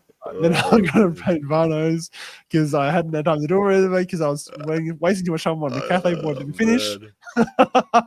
God, I could not think of anything worse. Nah. Oh, Josh. And I went to What bed a at trooper. What So a trooper. And then unfortunately on the morning of the Sunday, I do get we get a drop from illness. So Will couldn't run it for the second game. So then I'm like, and this is the thing, right? So with buys and stuff, because I'm always conflicted about how to run it. So I was sort of like I would put out an email, okay guys, we have 1 drop. Does anyone want to have the morning off from from having run 3 days? Because some people I do feel tired, so there's a plausible, just offer it. And then Max, so the guy who was the opponent to Will, he saw that because I put Will, I just dropped him out of the tournament. He was like, oh, that's my opponent, and then he just was like, oh look, if I'm happy just to take the buy, like if he was my opponent, I'll just do it. I'm like, oh, okay, well if you're happy to do it, then that's okay. So I was like, okay, cool. I'm just gonna play. I play a TO. Play a TO for the win. So Love it. So I was drawn up against Nathan Shipley. He was the warrior, the Warriors of the Wind Cathay. Because I was keen to play. I was quite keen to play this game because I haven't played that much Cathay, and like this is like you don't see this sort of lists around. This is although Although, funnily enough, this is the terror bombing list. And obviously, my whole entire army is completely unaffected by terror, which is great. So we were playing. So this is scenario 4, the false leads one. So this is a lot of fun because again, this is simple objectives. This is not complicated, but it's 4 objective markers. And they're labeled A, B, C, and D across the diagonally across the board. At the start of the game, before deployment, you each select one of them to be a false lead. Secretly select it. Your opponent doesn't know which one you've selected to be the false objective marker. At the end, so each of these objective markers, they're worth 200 points each, as normal at the end of each of your turns. But at the end of the battle, you each reveal which lead was the false lead. And all victory points from controlling a false objective reduced to 0. So your own victory points and your opponent's for that. So literally that objective is now worth nothing. Out of the 4. Good. So, and it's possible you might choose the same one and therefore there'd be 3 out of 4, but often it'll be only 2. And so it did create a lot of mind games, and I had a lot of comments afterwards of people going, "Oh yeah, I was trying to work out, which one my opponent was going to do," and people were trying to fake each other out. In this case, I think I had more because I had 4 scoring units because the Seekers were scoring if I deployed them in open order. Nathan was complaining that he couldn't work out which one I might have chosen as false because I sort of had scoring units everywhere, and he's like, I don't know how to work out which one he's bluffing about. I was wondering what's going on the table because I'm like, is that ogres? I think that was the one where he had an opportunity to throw Fanatics into a Wyvern, and then he just didn't get Itchy Nuisance off, and so he just had to waste all these Fanatics going into the Wyvern anyway, kind of thing. Poor Dave. So which one had I chosen as false? It was the one in the near ground where the dead horse is. Because now my objective markers are all just my old ones from my previous events. Where he put the big block of peasants. My feeling was he might have done the dead cow next to the tower, partly because the tower is impassable and it's sort of making it harder for him to access it, was my feeling. I still sat on it anyway, just because you never know. But that was my suspicion. Then he said that it actually was that one in the end, but he said he was double bluffing about it, and he thought, So anyway, it's mind games. It's all mind games. I encourage you guys to play these scenarios. I really do. What happens in this one? So I did do a first turn charge. The chariot charges into the balloon. It fires and flees, and then I redirect into the peasants. This block, mashing, there was a BSB in there. That was the BSB with the terror banner. The Hellfire actually does pretty well. It actually manages to kill that BSB, and then the peasants rolled a double 1 on the break check. They actually they kept rolling low, and then eventually they kill the Hellfire after 3 rounds of combat, which is annoying. Now the other thing, so in his turn, because I moved up my stuff aggressively, and then we have a bit of a dance go on. So you can see all these Shizengans. These Shizengans have end up in the middle because my fiends in the near ground there, they've fall back in good order from the 2 Shizengan charge. That was a double Shizengan charge, and I fell back, popped through everything, and then the other Shizengan had charged. I think it was a chariot, or maybe I think it was just a Seeker chariot, and again that fell back and popped through the fiends and all the way out of camera. And then he didn't roll Swiss Stride. That's how he ends up sort of just there. So then I countercharge him with a bunch of stuff, and he just sort of flees. I've missed a few photos here. So I countercharge him. His Shizengans flee back. So I think I saw one behind the building. Is that right? Yeah. It does end up. It does. Yeah, one ends up fleeing behind the building. It rallies, and then unfortunately, and then the demonettes do charge the other one. I don't think he even took a wound, and he just. What's that other thing in your demonettes? Is that another Shigengan, or what's that other blue and red one looks like? a My Little There's Pony. 2 Shingans in his army. Yeah, what's that other thing though? That's near the purple Shigengan that's just fled past your. Oh, that's another Keeper. Shigengan. There's 2 of them. So there is 3. though. Three? There's 3. They're all 3. There is small. 3, but 2 fled. Okay, right. Yeah. All of them have the terror. Is it a normal Shigengan model? Just Just without wings? different. I think it's a bit different. Okay. Yeah, it's a 3D yeah. print. Yeah, okay. 3D print shark. Okay, Yeah. cool. Yeah. And then the keeper charges the a sentinel. And then I think Max, who was on the buy, just wanders over and go, that's hopefully she doesn't get monster slayed by the sentinel. And I was like, huh? Don't put that voodoo on me. I had no idea it had monster slay. I started getting flashbacks. I hate when people say that, and then you're like, oh, damn it. And then you know what's going to happen. I know. I may well have done it anyway. But it still was a stressful moment where I was like, oh dear. Okay. I mean, so my hope was, she's got special domination, she's got strikes first. Sure, like surely she can kill him. She does like 2 wounds to him. And then he gets. Suddenly I'm like stressing out. That's right. And then he does hit twice. Oh, He rolls a 6. Oh. So he actually does get a monster slayer. Yeah. What's your ward like? 5 up? It was now because I'd got the Rain of Chaos table. I'd happened to roll a 6 on the Rain of Chaos. So she actually had a 4-up ward at that moment in the game. So I had to. Suddenly, I'm rolling 1 dice with literally 50-50 chance of my keeper dying. But by that point, there's like 3 people around the table about to watch this happen. You make this so intense, Josh. I can't so even. Intense. It was intense because this is. It's such a good storyteller. All I could do, like, I literally just threw the dice, and then I couldn't even look. I just threw it and just like waited to hear what the reaction was.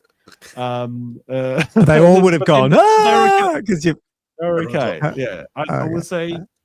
I don't think I even rolled. I think it was a 6. I think she was okay. So yeah, I was like, oh god, because it was very, very suspenseful. Oh yeah, there we go. Yeah, cool. We're getting some. The dice is like slow mo. It's like, it goes from a 3 to a 6. 3 to a 6. Oh, there it is. Yeah, that's a 6. Oh my god, it was absolutely terrifying.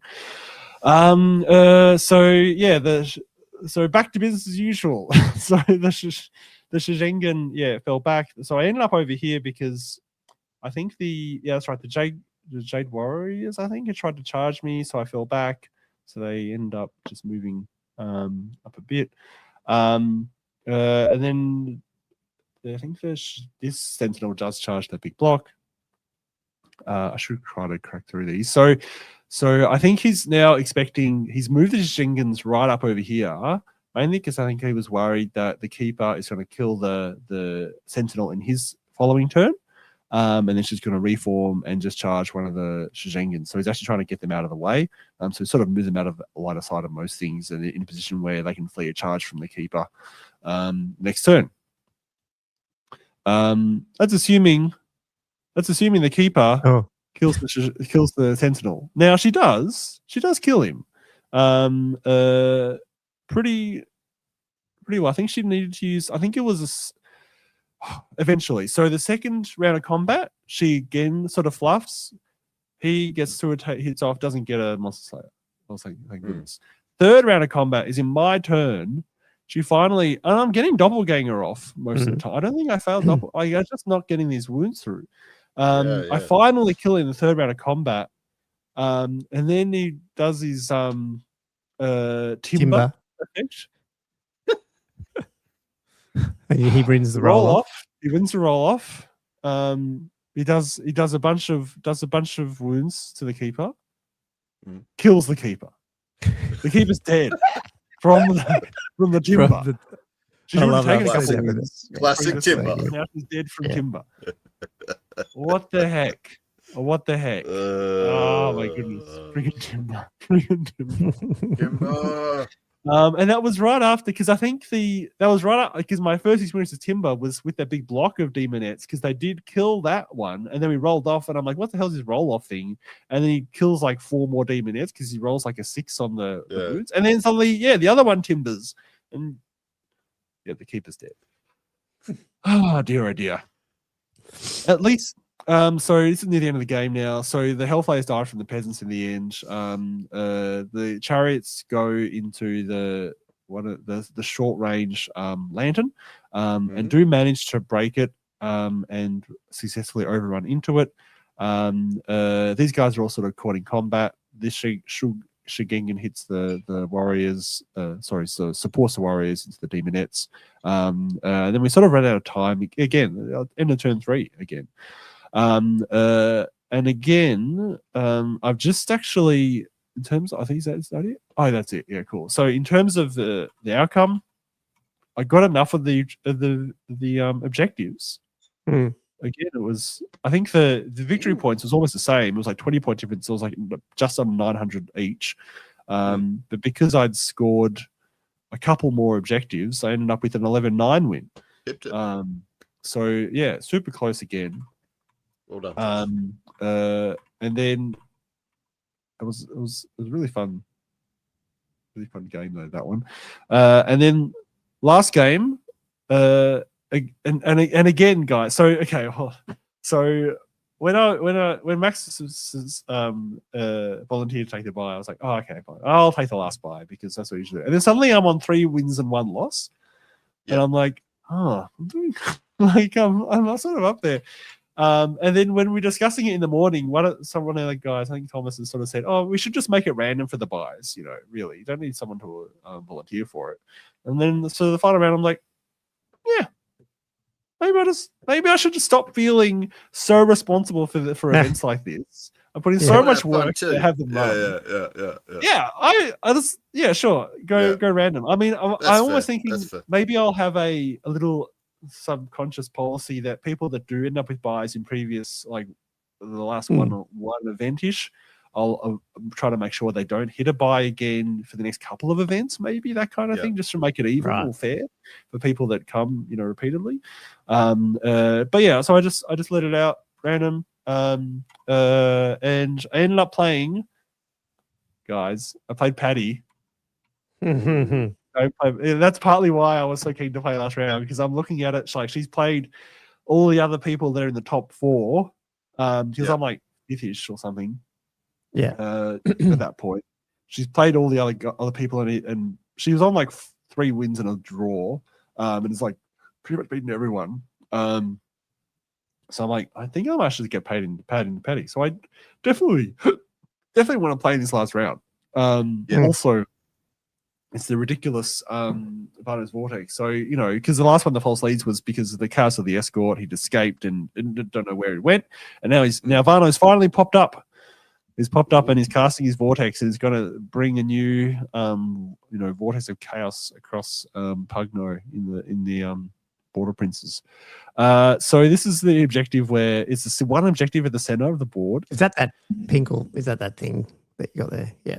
Yeah, it's the little dude with the. You can't really see it there. I didn't get a good photo. It's those dudes you paint out. I showed it in the last couple of weeks. It's the dude. The big, lightning sparks. Lightning thing or whatever it is. Yeah. So he's a single objective marker, and that's all. That's the only objective, and he actually has a sliding scale. So the first 2 turns, he's worth 200 points at the end of your turn if you control him. At the 3rd and 4th turn, he's worth 400 points. And at the 5th and 6th turn, he's worth 600 points if you control him. But he's associated with a vortex. So, he's a normal objective marker, so you're going to be within 6 inches of him. But he has a vortex around him, a big purple vortex. Thank you, whoever. I can't remember who made that ridiculous joke about the purple. Josh's purple. Oh, that's right. I think it was Jay. Anyway, it's a 12-inch radius centered on the objective marker. And from the start of the battle, it's difficult terrain, and it's blocks line of sight, like it's arboreal gloom, like a forest. From turn 3 onwards, it becomes dangerous terrain.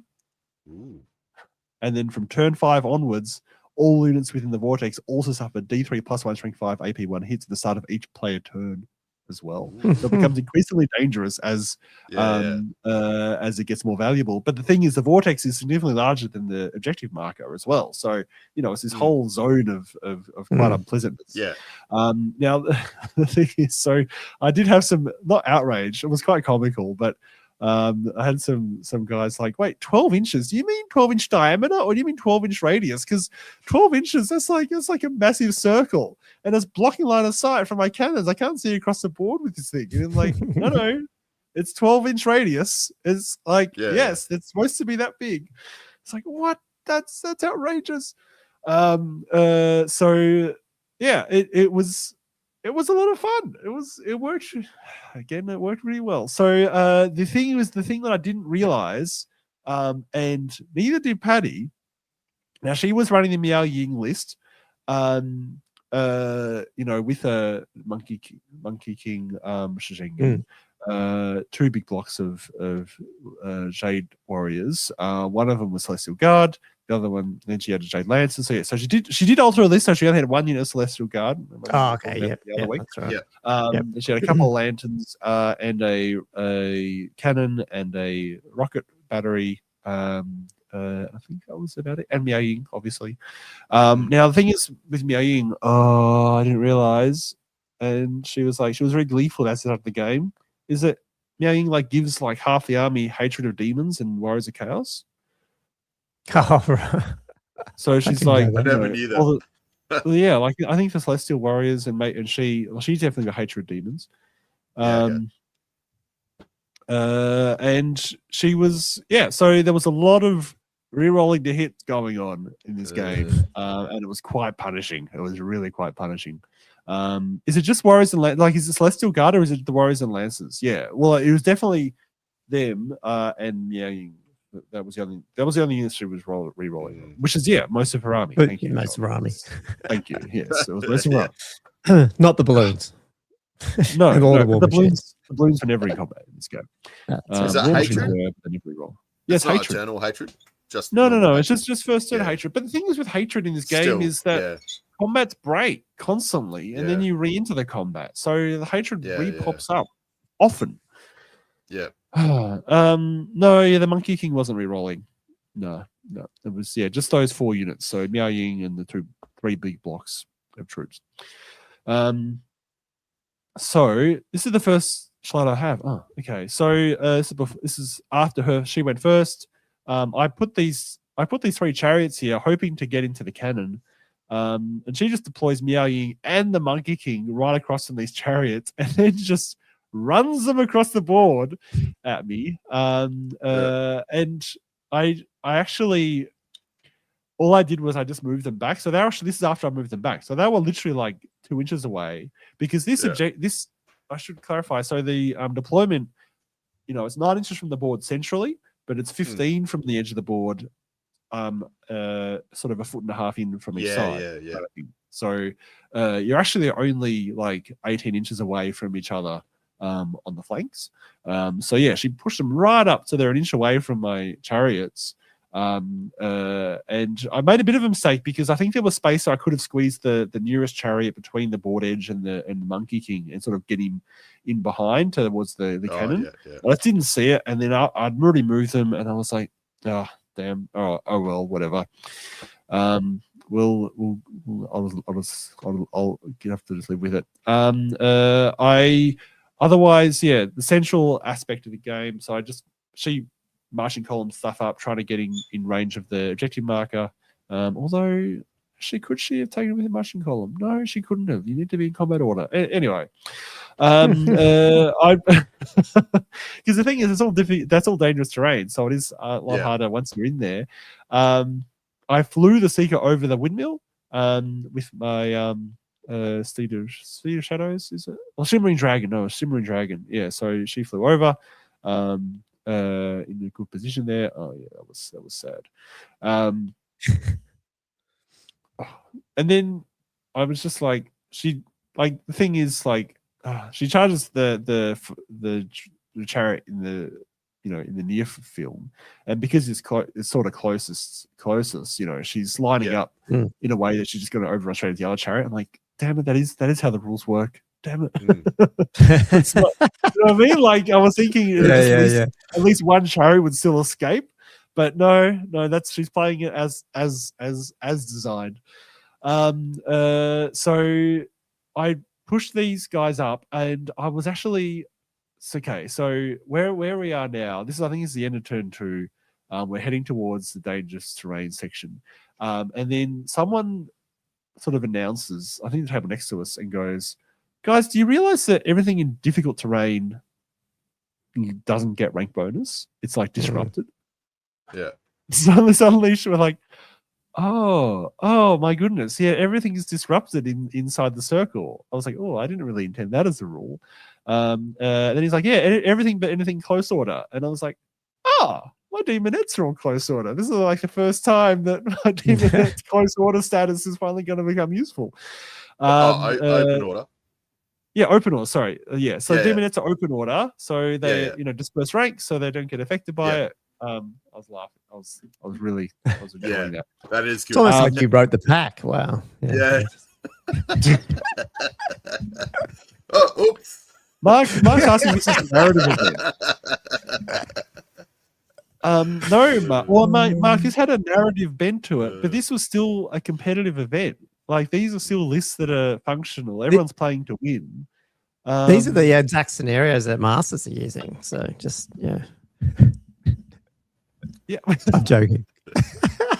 I'm just scaring Mark. Like, these scenarios work. Hey, like, they might. Who knows? These are not zany stuff. Like, these are stuff you can play into. This is stuff that you can build lists around. Like, it's I've built a narrative around it, but I've really, like, with all of my events, this is a topic I want to talk about a bit, was I have actually tried to hit that fine line between something, this is because these events I always want to play that have a narrative, a strong narrative element that, where the games have got a story and the games themselves mean thing, and you get sort of some theme out of it, but also that, like, the winning element is still very strong, and that, the overall, like, you want to win and you want to try to do well, is still there as well, and is really supported. Like that's how I've tried to design this whole thing. It's competitive, but it's narrative at the same. Like, I think this is targeting. This is spoken in the voice of Josh, I think. Oh dear. Yes. So where was I? So now this is the moment I was so pleased about. So I pushed my blue box right up, and I'm like, my plan is coming together. I am going to do something that I haven't done for 10 games with this army, which is finally use my 1 use per battle siren song ability to make you charge my block of demonettes. And she's like, that's great. I was going to charge you anyway. I'm like, damn you, Patty. Well, I finally remembered to use it. It cost 30 points. I didn't use it once at Old Hammer. I finally used it once in my last game at Black Arrow. But yeah. Do you have to fail the leadership for that or not? How does that work again? No, there's no leadership check. Oh, okay. There was, but Val removed it. So it's just 6-inch range. Start of your decoration phase, you must declare a charge against this unit. Which is quite powerful potentially, but you need to. That is pretty good. The thing is, I never remembered it, because you got to plan for it in your mind. Yeah, God, you'd have to. Yeah. Oh, okay, I'll push this here and then force that charge. And it's actually very, very powerful. My brain just wouldn't think that far ahead. Annoyingly. Now the thing is, technically, it's actually still in marching column, the Celestial Guard, because it's got the 1 dude at the back there. So then she's like, oh, but I don't think I can charge you because I mean, declare a charge, but we can't make a charge move because I'm in marching column. And then we were like, well, we're in dangerous terrain now. Just do some dangerous terrain checks. And she rolls like 20 dice and rolls 4 1s. And suddenly she's back in combat at close order. Hooray! So she can charge me. So the dangerous terrain checks, oh my god. So because we had 4 big blocks of infantry. So suddenly every time someone was giving ground, was following up, it did anything, suddenly we're just rolling buckets of dice and things are dying Oh, it was so brutal. But the thing is, the characters weren't. So the characters were like flapping around in here, rolling one dice. The chariot rolling one dice didn't matter. But it's just the big blocks of infantry that were really getting hurt by the dangerous terrain. I wasn't expecting it to be how punishing it was. I mean, it was great, and I felt in bounds of what I was hoping to see. But yeah, that was nuts. So the Monkey King and the Miao Ying take off the other chariot. Where am I? So I'll just pop through a little bit. Where are we? So so stuff dies, and then the keeper has an opportunity. Because the keeper, they were sitting here ready for this flank charge on the Celestial Guard, but then they actually fell back in good order, far enough that they're out of her line of sight. Or I think because that's right. Because she's up on the hill there, right? And then you see how far back they're falling back. They're actually right off the hill. My demonettes. So the thing is, I made a mistake there because I actually followed up with the demonettes. If I hadn't followed up with the demonettes, she would have actually been able to draw a line of sight to that block. But because the demonettes were actually in the front there, she couldn't. You had to go. Okay. And then Miao Ying was there in line of sight. I'm like, let's do it. So I charged her into with Miao Ying. What do you guys think about that matchup? Fairly even. Miao Ying, keeper. Keeper's got doppelganger. Does she get hatred? Yes. Has she got any wounds on her? Is that what that yellow dice is? Or what is that? Yeah, I think she'd taken a wound. I can't remember from what. She's not a pushover at all. And then she'll just pop out somewhere when she dies. Is that what happens? John's saying keep it for sure. Ooh. It's not that far. That was 6. Is that 6? Yeah, she rolled 6 inches on the Fabigo. So yeah, no, that was definitely correctly measured, John. He's calling keeper for sure. Okay, all right. Yeah, she can't. She can't transform out of combat. I thought when she dies, what happens when she dies? Doesn't she do pop then? If the dragon dies, I think she's which way is it? Transforms back into the wizard. And then the wizard's dead. But the recent FAQ was that she can't transform out of combat; she's stuck in combat, right? So so then she's just stuck as the wizard. So it was sorry, she transforms, but she's the human in combat. Then, gotcha. Yeah. So then, sorry, I get it. Yeah. And then you just take it down pretty easily. That's right. Yeah. So Master of suspense. What happened, Josh? Oh, didn't go well. Didn't go well. She killed her in one round of combat. I went in. I don't think I even got. I can't remember if I got doppelganger off. I think. Oh, maybe I did. Maybe I didn't. But I only did like 1 or 2 wounds, and then she just straight up kills her. Like literally one round of combat. There's the Mars bar.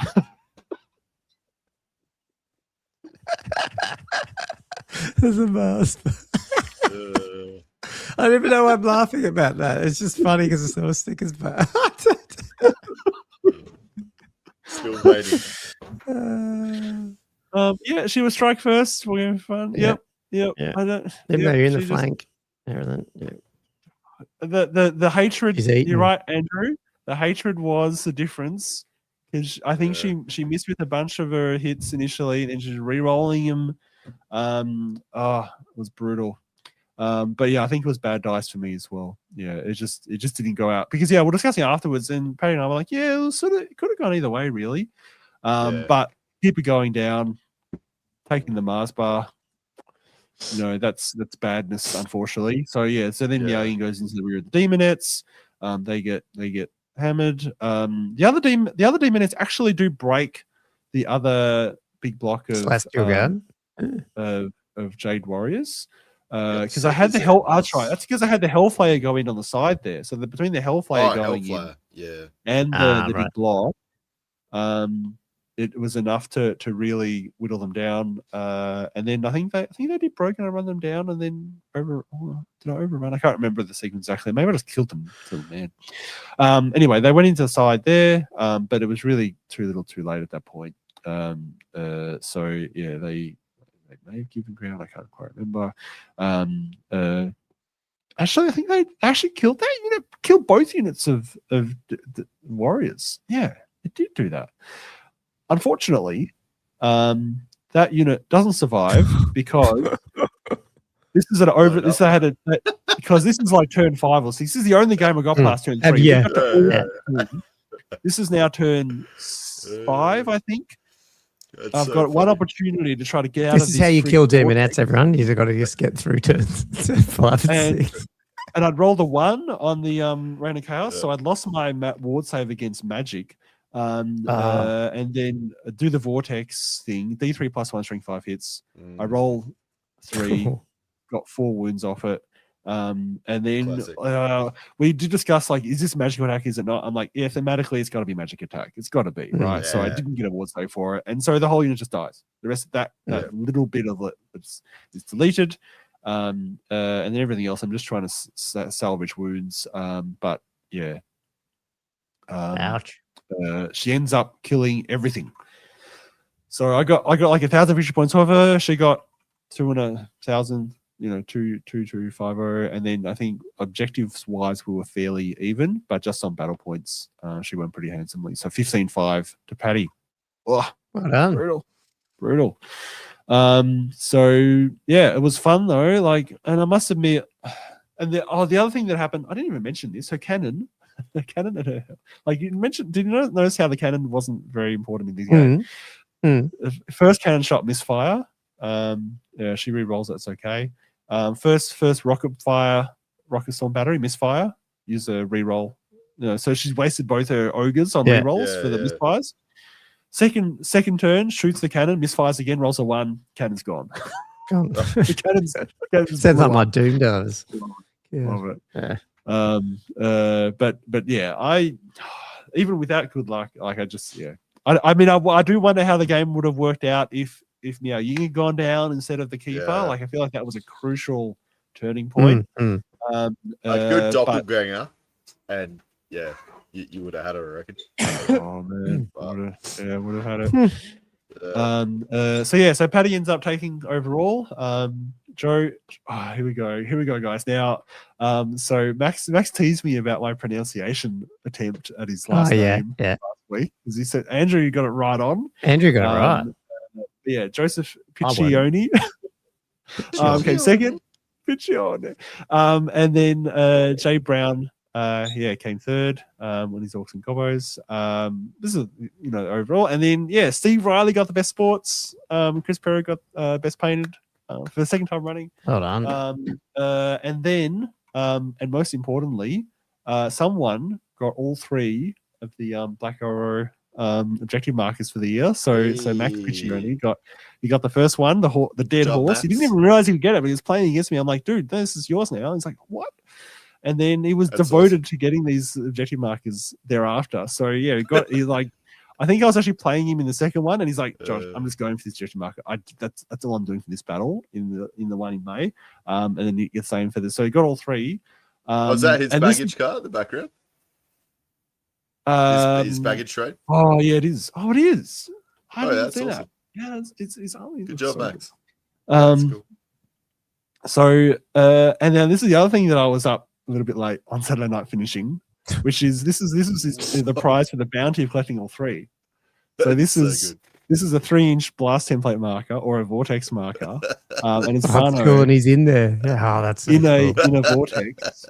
And you probably can't quite see it in this photo, but there's a few extra details in there. Is that a bucket? Is there a Snickers bar? There's no Snickers bar. I don't know. I didn't actually take a photo of this any more closely because. I was actually, there was so many supports on this thing. It took me a good hour to clean it before I could even private. Like it was just so messy. Is that a shoe on the left? It's so much random stuff in there. There's stuff like up on the like the flame things. Yeah, I don't know what they are. It's hard to tell, but yeah. All right, so I'm loving. There's a person. I don't know. So I am going to bring up the SEL that I put together because yes, that's the person I could see. Yeah, okay. There is a person on it. There's It's a the bowl giant of man. food that is giant. dropped. There's a loaf Yeah. of bread over there. There's Nice. there's a thingo. There's an entire bed underneath that vortex. It's all about the vortex, like grabbing things. Oh, that Yeah, is a right. shoe There's more- on the left. Yes. There is a shoe. Yes, there's a shoe. There's a shoe. Maybe I'll just Oh, do this so good. without the vortex. There's a cow. There's a cow. There's a Wow, bed. right. Josh is getting into it. Look at this. There's a dog just like Should have opened floating up with this. there. There's a hat. And there's a barrel. And this is a callback to the Blighted Harvest with all this bits Oh, of That's so grain good. coming out, That just is so good. flying out. Like, so I put an enormous amount of work into building this thing, and just this ridiculous prize for one So you part. better treat it good. Yes, I want to see it painted. Someone Max. won it. Definitely painted up. Put Yeah, photos yeah. up. Yeah. Yeah, that's so good. Oh man, that looks awesome. So yeah, so that's it. That's it, guys. That's my Black Arrow event for the year. I don't think I can run another one this year, but yeah, next year I'll definitely be doing the trio again. I loved running them, and I'll be doing more tables and stuff. I think over the next few months. I'll just give you a shout out It's the longest ever to event, longest ever oh, episode. so good. But just we'll put this in the Chris Perry took a heap of pictures from your event by the look, man, and just they're out of White Dwarf. Look at these freaking That terrain imagery was on awesome. your tables. Like Who made that all the It's- terrain? Who made all that? Oh, it just It does looks look good. spectacular. these are way They better look photos. fake. Sorry, don't say look fake. They look fake battles. They look like they've been set up. You know what I mean? Like Like some of studio them. type Yeah, thing. There's, yeah, there's your yeah. thing. Oh, there's my thing. Yeah, cool. Yeah. Cool. So yeah, have a look at that. That obviously it's just not all war rankings, but yeah, Chris must have gone That through and is taken a awesome. heap of them. They look Good job, Chris. spectacular. Yeah. Yeah. So that's what I mean. Like, yeah, that's so cool. Because yeah, and as they said, the hobby was off the charts. Like, I feel like the thing with this event is like it had narrative, it had competitive, it had everyone was fully painted. The whole thing looked great. Like, hobby was great. And then, but the sportsmanship was really good too. Like the atmosphere was great. Everyone played in a good spirit. Really didn't have any major issues at all. To the point that Sam Morgan said to me something at the end of the 2 days, and he was like, "Josh, this is the most fun I've had at a Warhammer tournament, like in a tournament in 20 years of playing war games." Oh Like, wow, what a cool. whoa, Oh. that's Yeah, he's insane. doing a good job there. Yeah, I could mean not it's the believe terrain that. too, man, that you but- put in. It's so good. But yeah, no. So I was, but yeah, very nice That's to hear. awesome. But yeah, Every so year it's going to hopefully- get. Josh is going to be running like the premier, like looking event. People are going to fly in from around the world in a couple of years. You watch. That's what I want. I want to see. We had one interstate coming in. I Yeah, want to see, yeah. internationals. International. God. Ooh. We should really Big get game, down to that one day. Well done. I mean, this was funny because you probably wouldn't have run. Well, I don't know. Would have you run this if you were coming to Castle and not going overseas? The only reason I ran it is because my partner was overseas. I saw there was a gap in the weekend where I could just do a 2-dayer without having to worry about what she was doing. And then I was in Castle anyway. I mean, I wasn't going to Castle anyway. So that's the only reason I was running the 2-dayer. Mm. And Now then this the is a first, calendar the first event was fixation. because I was going to run a 6-head warband and I changed it to the old world. And I decided Yeah. to just run a third of like a middle event between the two things. So now suddenly it's become morphed into this whole thing. Like out of nowhere. This is it. We expect next So next I think August. next year, because I will run it. I probably won't run it in August, but maybe I was thinking Yeah, like yeah. early September. So just so it doesn't clash with Castle guys. Yeah, well, just definitely just work around it. Definitely have to get down to one of them. Looks awesome. Yeah, absolutely. So yeah, no. Anyway. definitely I'll run. That's wow. Yeah, just the pictures coming out of there, and yeah, like the level That of was- hobby. I mean, I'm looking at this picture. Yeah, obviously Sam Morgan's Wood Elves, but they're fighting some, 4th or 5th edition spearmen. They look good. Like it's just like, they are 4th ed spearmen dudes from Empire, and they look spectacular. It's just Well, some of them are, Yeah. I think. Pretty sure. But yeah, well done, man. That's really good. Anyway, Oh my god, it's almost midnight. I know you got a plane to get on. So yeah. I literally got a plane to catch. Yeah, you better get to bed. Yeah, cool. Well, I don't even know how to finish with that. I think that's just We'll hopefully talk more about the Mark of Chaos or whatever. Maybe one of you two can jump on. Well, you can. Maybe Andrew. Maybe we can catch up during the week and run through some stuff if we get a chance. But other than that, thanks for watching our epic long painting episode there for your pleasure. And I guess we'll see you next week when we reveal Castle Assault lists for our tournament. Ooh. So, geez, sceneries aren't going to be that good. Have a great holiday, Josh. Have a good, Josh. Take See you in a care. couple of weeks, whatever it is. Yep, Cheers, guys. See you, everyone. Bye. Ciao.